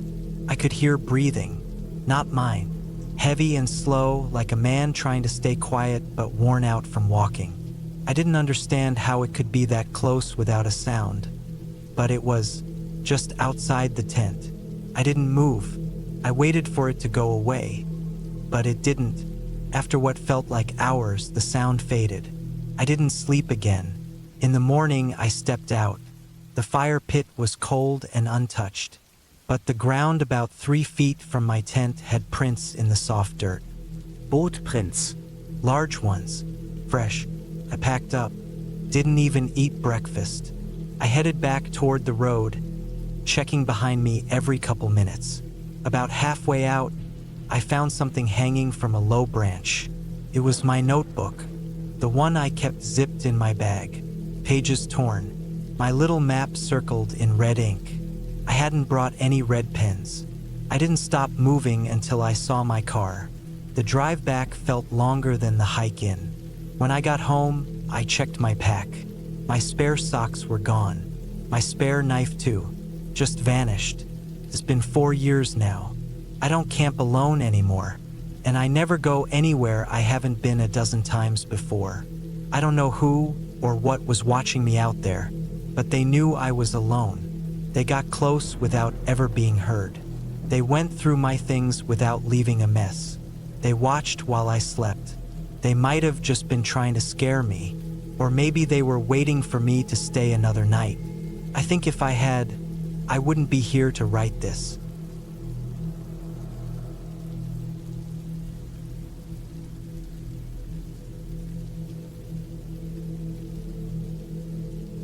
It was the summer of 2017 when I decided to take a short solo camping trip in Northumberland, a quiet rural region in the northeast of England. I had just turned 32 and was feeling burned out after months of long hours at the auto shop I worked at in Newcastle. I needed a break, just a few days away from the noise, screens, and city roads. I packed light, just my old military tent, sleeping bag, stove, a cooler, a hunting knife I always carried when I camped, and a beat-up torch that had seen better days. I didn't plan to stay at any official site. I wanted real peace away from people. I'd camped in the region before, but this time I chose a more secluded spot near an old, dried-out quarry I'd read about in a hiking forum. It wasn't on any official maps. A guy in the comments had mentioned that it was hidden off a dirt road past Bellingham, surrounded by thick pine woods and open land where no one really went anymore. That sounded perfect. I loaded up the car with supplies and drove out early in the morning. It was a long drive, then a rough 20-minute stretch down a muddy, overgrown path my car barely handled. I parked behind a wall of trees, far from view, and trekked about 10 minutes into the woods before finding a flat area right near the edge of the old quarry. The place had an eerie kind of quiet. No sounds of birds, no rustling from squirrels or rabbits. The quarry pit itself was about 30 feet deep, with jagged stone walls and piles of broken rock at the base. A few stunted trees and brambles had grown in it, but it was mostly bare and forgotten. I set up camp facing away from it, under some thick branches where the wind barely reached. That first night went smooth. I made some noodles on the stove, drank a beer, and sat watching the dimming light through the trees. It wasn't until the second day, around late afternoon, that I noticed something weird. I'd taken a walk deeper into the woods, following a narrow trail that twisted through thick brush. I wasn't tracking anything, just stretching my legs and killing time. About 15 minutes in, I came across a small clearing where it looked like someone had been recently. There was a rusted metal drum, maybe for burning trash, and the faint outline of an old fire pit, long cold. But what struck me was the smell: old smoke, stale, mixed with something else. Couldn't place it. It wasn't rotting meat, exactly, but something sour and chemical like rubber or paint thinner, clung to the air. I didn't see any litter or signs of someone living there. Still, it felt off. I backed out slowly and walked back to camp without looking behind me. That night, I kept hearing soft crunches outside the tent. At first, I thought it was just deer or a fox sniffing around. It was common enough. But every time I flicked my torch on and stepped out, there was nothing. No eyes in the beam, no sound of anything running off. Just the same thick silence. At one point, around midnight, I was sure I saw something through the trees. Not clear, just a shape, tall, thin, unmoving. It stood out against the darker shadows, but when I aimed the torch, it was gone. I chalked it up to tired eyes, maybe even nerves from finding that clearing earlier. I didn't sleep much after that. By the third day, I was seriously considering packing up early. I come out to clear my head, not to keep checking over my shoulder every few minutes. Still, I decided to stay one more night. I spent most of the day gathering dry wood, cooking up some canned stew, and sharpening my knife just out of habit. Something about the air felt heavier that afternoon, like a storm was coming, though the sky stayed clear. Just before sunset, I heard the first real sound that didn't belong. A dry snap of a branch from deeper in the woods, followed by another a few seconds later. They weren't animal sounds. They were careful, spaced out like footsteps, slow, not rushing or stomping, more like someone trying to stay quiet. I turned off the stove, stood still, and listened. The sounds stopped. I didn't move for maybe 10 minutes. Then I grabbed my knife and my torch and walked the edge of the quarry, half expecting to find someone crouched in the trees. But again, nothing. I started thinking I might be losing it. Maybe isolation was playing tricks on me. Maybe I was just too tense. The sun dipped, and darkness came fast. I sat outside the tent for a while, torch off, just listening. Then, without warning, I heard it again, this time closer. Footsteps on dry leaves. Not many, just 2 or 3, then silence. Then again, closer. I turned on the torch and stood. My eyes scanned every inch between the trees, but again, no movement. I walked in a wide circle around the tent, heart thudding. I didn't yell out. I didn't want to give away my exact spot if someone was out there watching me. Back in the tent, I left the zipper halfway down so I could peek out if I needed to. I didn't bother undressing or getting into the sleeping bag. I just sat there, knife in hand, torch on my lap, waiting. At some point around 2:30 in the morning, I must have drifted off. I woke up to the sound of plastic crinkling. The cooler. I froze, pulse in my throat. I waited, breathing shallow. The sound came again, slow, deliberate tearing. Something was unzipping one of the side pouches on my gear. I didn't switch on the torch. I just slowly reached forward, gripped the zipper of the tent, and pulled it up about 3 inches. I looked through the gap and saw the shape of someone crouched by my gear. Not a bear, not an animal. Person. They were wearing some kind of hood or cap, crouched low back to me. I couldn't see their face. I sat frozen, completely still, watching. They rifled through the side pouch, grabbed something, then stopped, as if they sensed they were being watched. They turned their heads slightly, like they were listening. I eased back, still silent, and gripped the knife tighter. I knew if I made a sound or moved too quickly, they might panic or react. I stayed low, heart hammering. Then, slowly, the figure stood up. They didn't turn toward the tent, but they walked straight to the edge of the quarry, disappearing from my line of sight. I waited 10 seconds, then 20. Nothing. I finally flicked on the torch and stepped out. My gear had been rummaged through. One of the protein bars was missing. A small pocket knife I'd left near the fire pit was gone too. No other damage, nothing slashed. But that didn't comfort me. I walked to the edge of the quarry, light scanning every shadow. The figure was gone. No noise, no sign of them. But I saw something down in the quarry. Something small and shiny near one of the boulders. I couldn't tell what it was. I didn't go down there. I didn't want to. I packed up everything by first light. I didn't even make coffee. I just shoved everything in my bag, stuffed the tent down without folding it properly, and hiked straight back to the car. I didn't call the police. I didn't report anything. What would I even say? A stranger took my protein bar in the woods? But that night still sits in my head all the time. The way they moved, the silence, the way they knew exactly where my gear was. They weren't lost. They weren't a hiker or some drifter. They knew that area. The weirdest part? A few weeks later, I went online to look at the old thread about the quarry. The post about it had been deleted. The whole thread was gone. I messaged the guy who posted it. His account didn't exist anymore. Since then, I've still gone camping, but never alone, never off-map, and I always sleep with my knife tucked inside the bag, not beside it, just in case.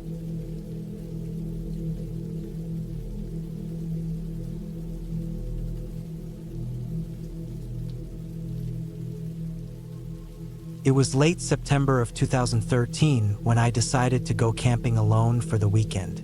I had just turned 34 that summer, and I had taken some time off from my job in Leeds to clear my head. Things at work had been rough. Long hours, pressure to meet deadlines, constant meetings that led nowhere. I needed the kind of silence you can only find far from any town.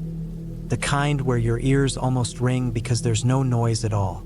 I'd been researching quiet camping spots and found a forested area about 2 hours north of Carlisle, up toward the border. It wasn't part of a national park, just a patch of managed woodland used mostly by logging companies. There were no proper campsites there, just unmarked trails and gravel service roads the logging trucks used.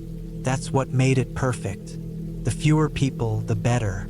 I packed up my car with the usual gear: a small tent, a sleeping bag, food, a headlamp, batteries, a first aid kit, a knife, some maps, and enough water for 2 days. No phone signal out there, but I didn't think I'd need it. I'd left a note at home saying where I was headed just in case. That was the last sensible thing I did. The drive was peaceful. Fields turned to scattered pines, and the pines thickened into deep, dark woods. I followed the GPS until it gave up. Then I relied on a paper forestry map I'd printed off. Eventually, I found the small gravel road I was looking for. There were tire marks in the dirt, but they looked old, maybe from weeks ago. I drove in about 5 or 6 kilometers until the road split. I parked the car off to the side and hiked into the trees another half kilometer, trying to put some space between me and the road. I found a decent clearing tucked between some tall spruces. The ground was soft with pine needles, and it didn't look like anyone had camped there before. No fire rings, no trash, just trees and silence. I set up my tent slowly, taking in the quiet.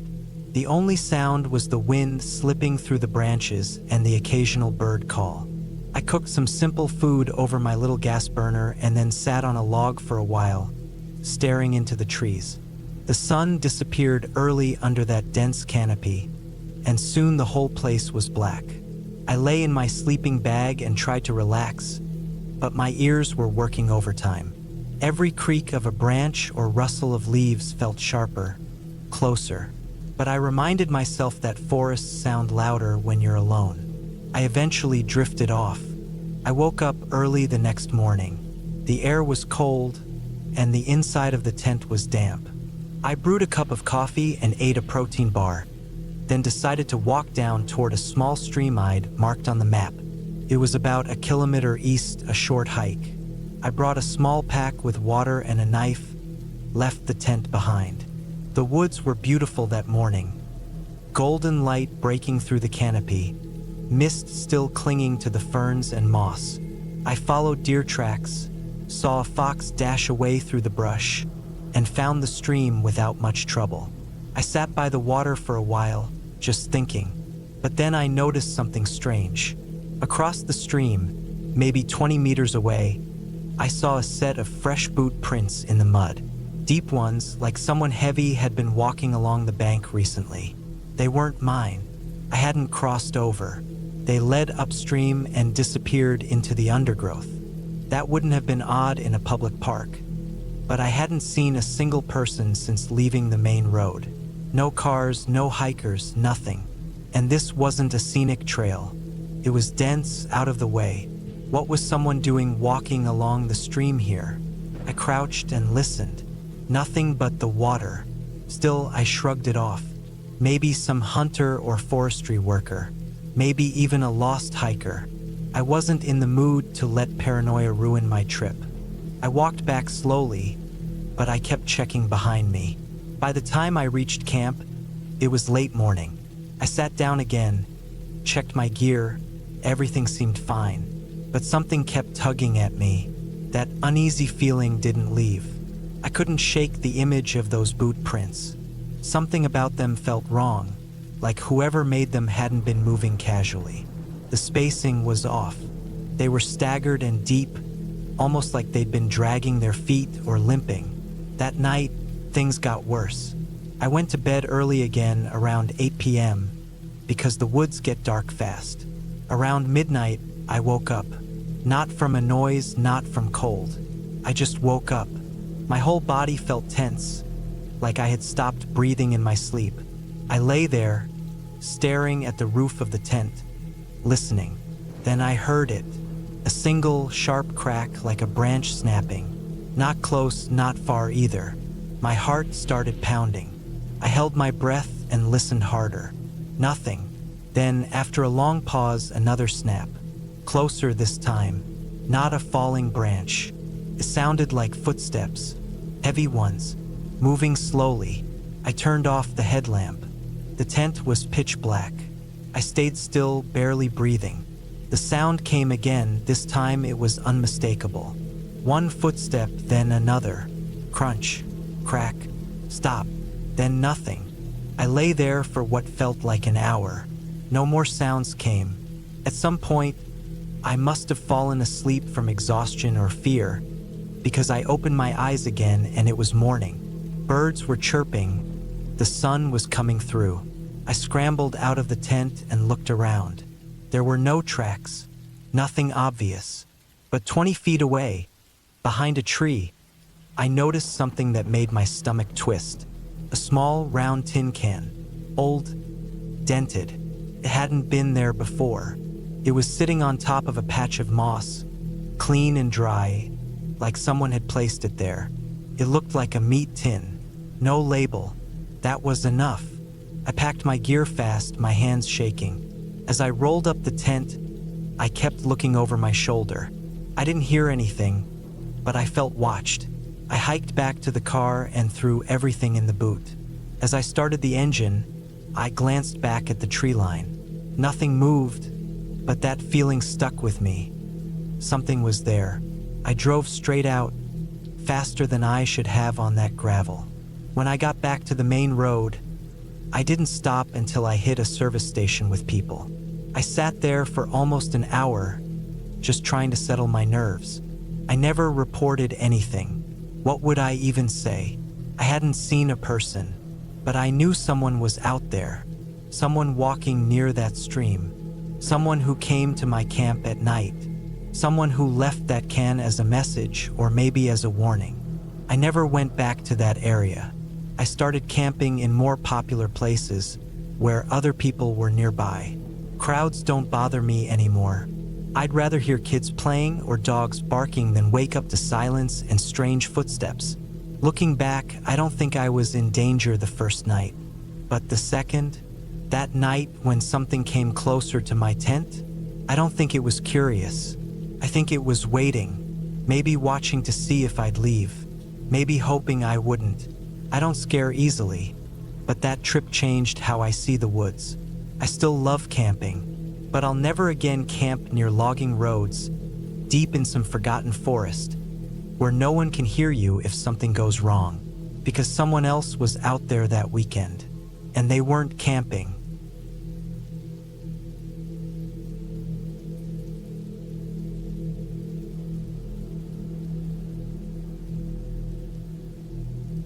I was 34 when I decided to take some time off work and get away from everything for a bit. I'd been working long hours at a logistics company in Des Moines, Iowa, and I'd hit that point where the days blurred together, and I couldn't remember the last time I felt rested.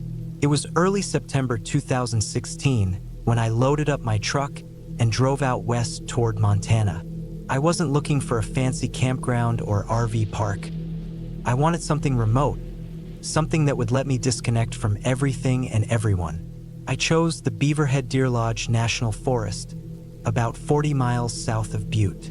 I'd read a few posts online about how wide and empty it was out there. That's exactly what I was looking for. I wanted long hikes, quiet nights, and the kind of silence you only get in the middle of nowhere. I brought everything I needed: a good tent, plenty of food, a portable stove, bear spray, a hatchet, a .357 revolver, and a few books. I didn't bring my phone. I left it in the glove box, powered off. I parked off a small forest road that branched off Highway 43. After about 2 hours of slow, bumpy driving on dirt trails, I found a flat spot near a dry creek bed that looked good enough to set up camp. It was surrounded by thick pines and some old, gnarled brush that looked like it hadn't moved in years. No signs of other people. No tire marks. No beer cans or plastic. It looked untouched. I set up my tent, gathered firewood, and boiled water for some dehydrated chili. The first night was peaceful. Cold, but peaceful. I listened to the wind move through the trees and watched the fire until my eyes got too heavy to keep open. The stars were so clear it didn't even look real. The second day, I hiked a narrow game trail that led deeper into the woods. I didn't see much, just some deer tracks, a few squirrels, and one elk in the distance. I got back to camp late in the afternoon and started preparing for another quiet night. I didn't notice anything off at first. Nothing strange, but when I was lying in my tent later, listening to the night settle in, I thought I heard something out in the trees. It wasn't much, just a soft crunch, like a boot on dry pine needles. I sat up and stayed still for a long time. My ears were working overtime, trying to separate the sounds of the wind from something unnatural. I didn't hear it again, so I figured it was a raccoon or something, maybe a porcupine. Still, it got me just paranoid enough to keep the revolver closer to me that night. The next morning, something felt different. I woke up with this tight feeling in my stomach, like I wasn't alone anymore. I shook it off. Maybe I was just rattled from the noises. I made breakfast, hiked again, and chopped more wood. When I came back from the creek that afternoon with water, I saw something that made me freeze. There were marks in the dirt near my tent. I'd swept the area clear the day before to make it easier to spot animals, and now there were new prints. They weren't from a bear or a deer. They were boot prints. A human had walked through my camp while I was gone. I looked around for more tracks, scanned the tree-line, and listened. Nothing. I walked a slow, wide circle around the area and didn't see anyone. No noise. No movement, just those damn prints. I told myself it might have been an old hiker passing through, maybe a hunter. I wanted to believe that. I really did. But the tracks weren't leading to anywhere. They just circled the tent once and walked off into the woods in a direction with no trail. That night, I didn't sleep much. I sat up with the fire burning low and my revolver in my lap. I didn't hear anything until just past 1 a.m. That's when I saw the light. It was faint and far off through the trees, like someone shining a flashlight just out of reach. It wasn't moving. It just stayed there like whoever held it was watching. I didn't move. I didn't look directly at it. I just sat there in the dark, staring at it from the corner of my eye. After a few minutes, it went out. No sound, no movement, just dark again. I packed up before sunrise. I didn't even eat breakfast. I just shoved everything into my truck, double-checked my revolver, and got the hell out of there. The sun was barely peeking over the ridgeline when I started driving back toward the main road. Took a while. Those forest roads aren't fast. Every few minutes I'd check my mirrors, half expecting to see someone walking down the middle of the trail behind me. About 20 minutes into the drive, I saw something up ahead in the trees. At first I thought it was just an old stump, but as I got closer, I realized it was a man. He was standing maybe 15 feet from the edge of the trail, not moving. He was dressed in dark clothes, jeans and a hooded jacket, and he wasn't holding anything, just staring at my truck as I rolled past. I didn't stop. I didn't slow down. I kept driving until I hit the gravel road that led back to the highway, and I didn't breathe right until I saw another car on the road 2 hours later. When I got home, I didn't tell anyone the full story. Just said the trip was cut short. Something about that man, the prince, and the flashlight didn't sit right. I've camped dozens of times, alone with friends in national parks and in the deep woods. I know what an animal looks like. I know what normal feels like, and that wasn't normal. A week later, curiosity got the better of me. I started looking up missing person reports in that part of Montana. I didn't find anything recent, but I did find some old message board posts, probably 8 or 9 years old, about other campers seeing strange things in that forest. Things like campsites being tampered with, lights in the woods, silent figures standing far off in the trees. No one ever got hurt, at least not in the stories I found, but it all sounded too familiar. I haven't gone back since. I still camp, but I stick to busier areas now. Places with other people around. Places with cell reception. I've never been able to explain what happened in that forest.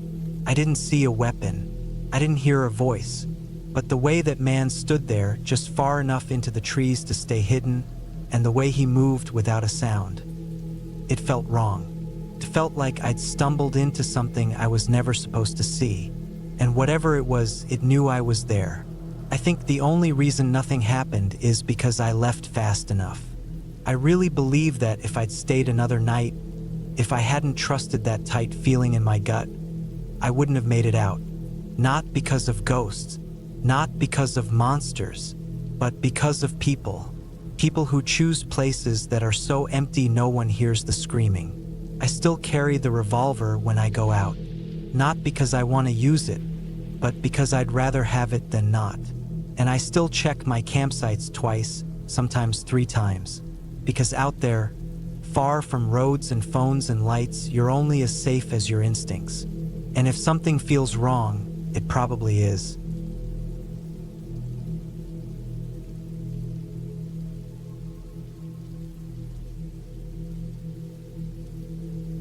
I was 31 when I took a solo hunting trip into northern Alberta.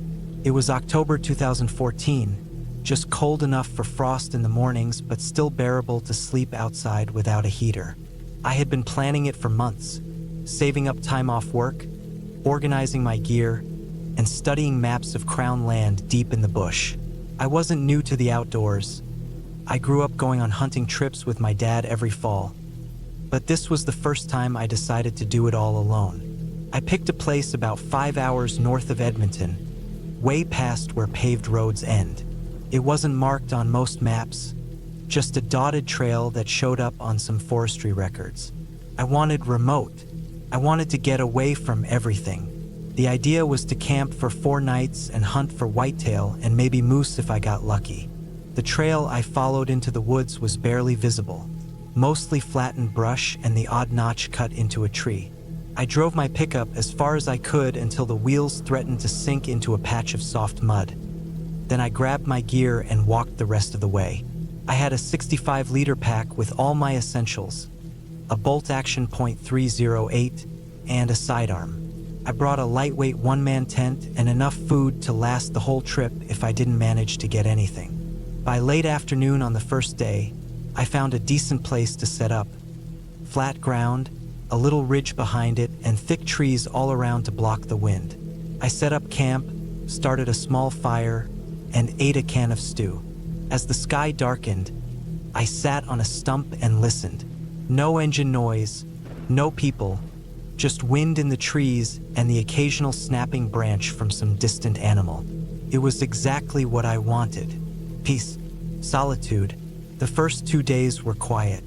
I did a loop around the area, trying to spot tracks or signs, checking game trails and looking for droppings. I found a few fresh marks, likely deer, and even saw a cow moose on the second evening, but it was out of range and moving fast. I didn't care much. I liked being out there more than I cared about tagging something. But it was on the 3rd morning that I noticed something off. I woke before dawn like usual. There was frost on the inside of my tent. I boiled water for coffee and stood by the fire, warming my hands. That's when I saw something strange on the edge of the clearing. It was a footprint. It looked fresh, real fresh. It wasn't mine. I could tell by the shape and the tread pattern. Mine were Vibramsol's deep, jagged patterns.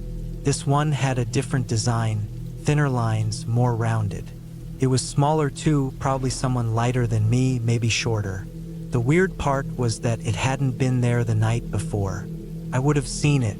I always checked my surroundings. I followed the print for a bit, but it disappeared quickly into harder ground. Still, the idea of someone else being out there, so far from any roads, in a place not even on most maps, didn't sit right with me. It wasn't illegal to be out here, but it was rare. I hadn't heard a single engine or voice in 3 days. That evening, I stayed closer to camp. I didn't light a fire, just sat in the dark, watching, listening. I heard something around 10 p.m. crunching leaves. It wasn't an animal. The pattern was wrong. Animals move differently. This was slow, 2 steps, then a pause. Another 2, then nothing. I held my rifle and sat completely still, back against a tree. I couldn't see anything. Whatever it was, it didn't come closer. Eventually it faded into the distance, or maybe it stopped. I didn't sleep much that night. The next morning, I found more prints, this time circling my tent. They were the same ones from before. The ground was soft with dew, and the prints were sharp. That meant whoever it was had come through sometime between midnight and dawn. That thought turned my stomach. I packed up and moved camp about half a kilometer west. Found a little hollow beside a rocky hill and set up again. I stayed there the rest of the day, barely moving, just listening and watching. I didn't fire a single shot. Didn't care about hunting anymore. That night, around 1 a.m., I heard something again. A stick snapped, then another, then silence. I clicked off the safety on my rifle and stayed inside the tent, listening with my heart thumping in my ears. This time, I didn't hear footsteps, just the occasional creak or rustle, like someone barely moving, maybe crouching, maybe watching. I didn't move till daylight. When I finally unzipped the tent and stepped out, I saw something that stopped me cold. There was a strip of cloth hanging from a branch just 10 feet from where I slept. It was camo fabric, cut unevenly, like it had been torn off. I looked around. More tracks, same tread. Someone had come back during the night, again. But this time, they left something behind. That was it for me. I packed everything in less than 10 minutes. I didn't eat, didn't drink, just got moving. Rifle in one hand, pack on my back. I followed the trail back toward where I left the truck. The woods felt tighter. Every sound felt sharp and close. I kept looking over my shoulder, expecting to see someone stepping out from behind a tree. When I reached the spot where I had parked, I stopped dead. There were more prints around the truck. I hadn't told anyone where I was going. I left a general plan with a friend in Calgary, just the region, nothing exact. The only people who knew where I was would have had to stumble across me randomly in miles of forest. Unless they'd followed me in, tracked me. The truck was untouched. Nothing broken or stolen, just watched. I drove non-stop until I hit a town called Whitecourt. Booked the first motel I found and locked the door twice. I sat on the edge of the bed for hours, thinking about everything. I kept asking myself if I imagined it, if it was just another hunter. But something about the way they stayed silent, the way they came close at night, the strip of cloth, it wasn't normal. A few weeks later, I looked up missing persons reports from that region. Nothing recent, nothing that explained it. But I did come across a small article buried in an old hunting forum from a guy who had camped up near the same area back in 2010. He mentioned finding the same style of footprints. He said he caught a glimpse of someone watching him from a ridge on the third night and packed up right after. He never went back. Neither did I. Since then, I've stuck to places where I can see headlights in the distance, where the nearest person isn't hiding behind a tree. I still hunt, but never alone, and never without telling 3 people exactly where I'm going. That trip changed the way I look at the woods. It made me realize that the scariest thing out there isn't the animals or the weather. It's people. The kind that don't want to be seen. The kind that watch. The kind that wait and never say a word.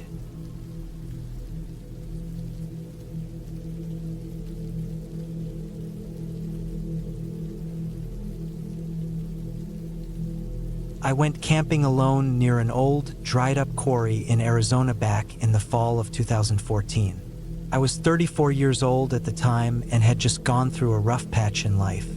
I quit my job 2 months earlier after an argument with my boss that boiled over, and the stress of city life had been chewing me up for years before that. I lived in a cheap apartment on the edge of Phoenix and had been telling myself I needed a reset. I figured a few nights out in nature might help me clear my head. I'd been camping alone plenty of times before. I wasn't scared of being on my own out in the wild, especially in Arizona, where the air gets dry, the nights are dead quiet, and the scenery is wide open. I liked that kind of space. It made my mind slow down. I chose a place about 2.5 hours north of Phoenix, a dried-up rock quarry out near Cordis Junction. The place hadn't been in use since the 70s, and it sat far enough from the highway that it felt cut off from the world. I'd read about it in a local hiking blog. The guy who wrote it said he'd stumbled onto the quarry while looking for agates and other minerals in the area. Said it was eerie but peaceful. I loaded up my old 2003 Toyota Tacoma with camping gear, a cooler, extra gas, and enough food for 4 days. No cell service up there, so I brought a compass, physical maps, and my .38 revolver just in case. Not because I expected trouble from animals, there's not much up there except coyotes and snakes, but people are always the bigger concern in remote places. I got up there around late afternoon on a Thursday. The sun was starting to dip, and the shadows over the rocks made the place feel colder than it really was. The quarry itself was dug into a low plateau. There were layers of sediment and old rusted tracks where they'd probably moved or are stoned decades ago. A few abandoned buildings, metal shacks with their roofs caved in, sat on the upper edge of the site. I didn't go near them. They looked brittle and unsafe. I parked my truck on a flat piece of land about 200 yards from the quarry's edge. I figured that was far enough to avoid any loose ground, but close enough that I could explore it the next day without wasting time. I set up camp facing away from the quarry, toward the long stretch of desert scrubland. The first night was uneventful, cold, quiet, not even the usual desert wind that whistles through low hills at night. It was completely still. I stayed up for a while watching the stars and fell asleep to the sound of dry gravel crunching under my sleeping bag whenever I shifted. It was the second day that things started to feel strange.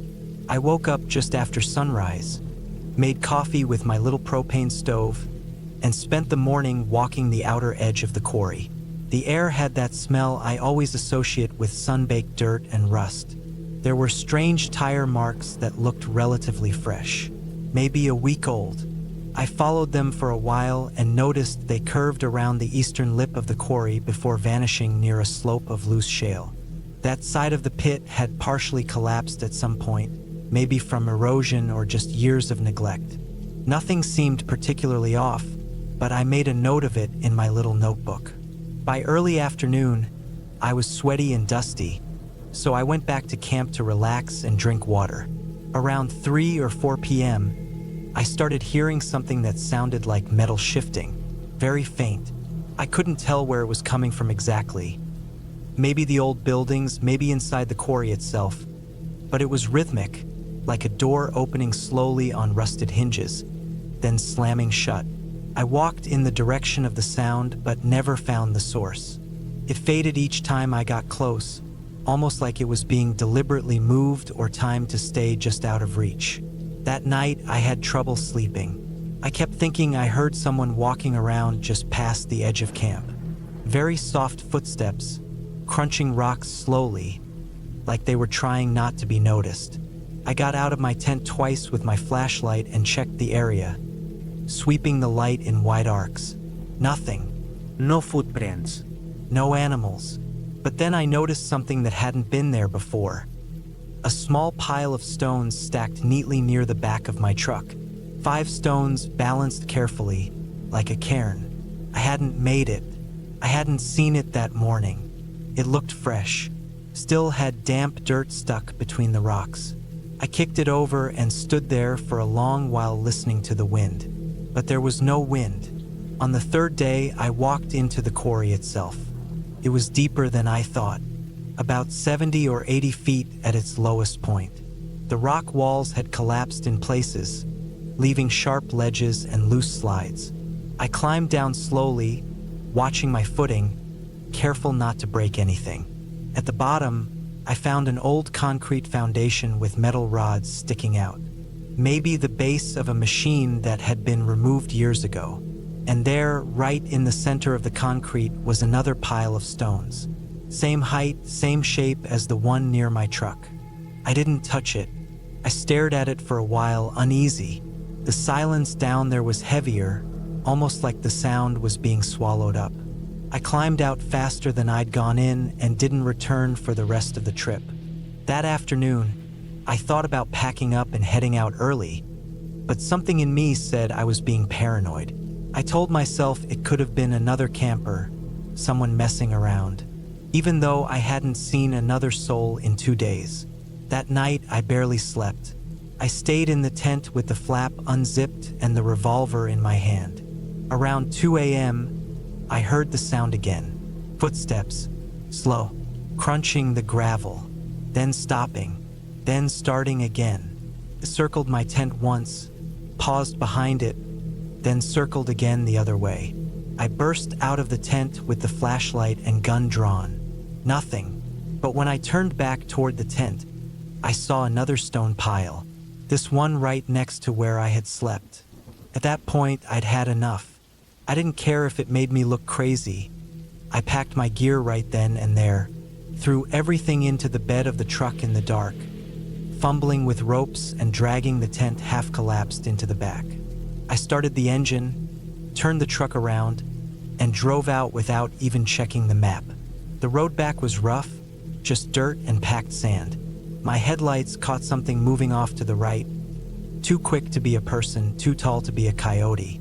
It vanished into the brush before I could get a good look. I drove for over an hour before I got back to pavement, and even then, I didn't stop until I was halfway to Phoenix. Back at home, I scrubbed the truck down, repacked my gear, and tried to forget about the quarry. But a few days later, I noticed something wedged under the back bumper. A rock, small, clean, not dusty or scraped, just one. I tossed it in the garbage and didn't go camping again for over a year. When I finally did, I made sure it was a public site with people around, cell service, and clear trails. I never went back to that quarry.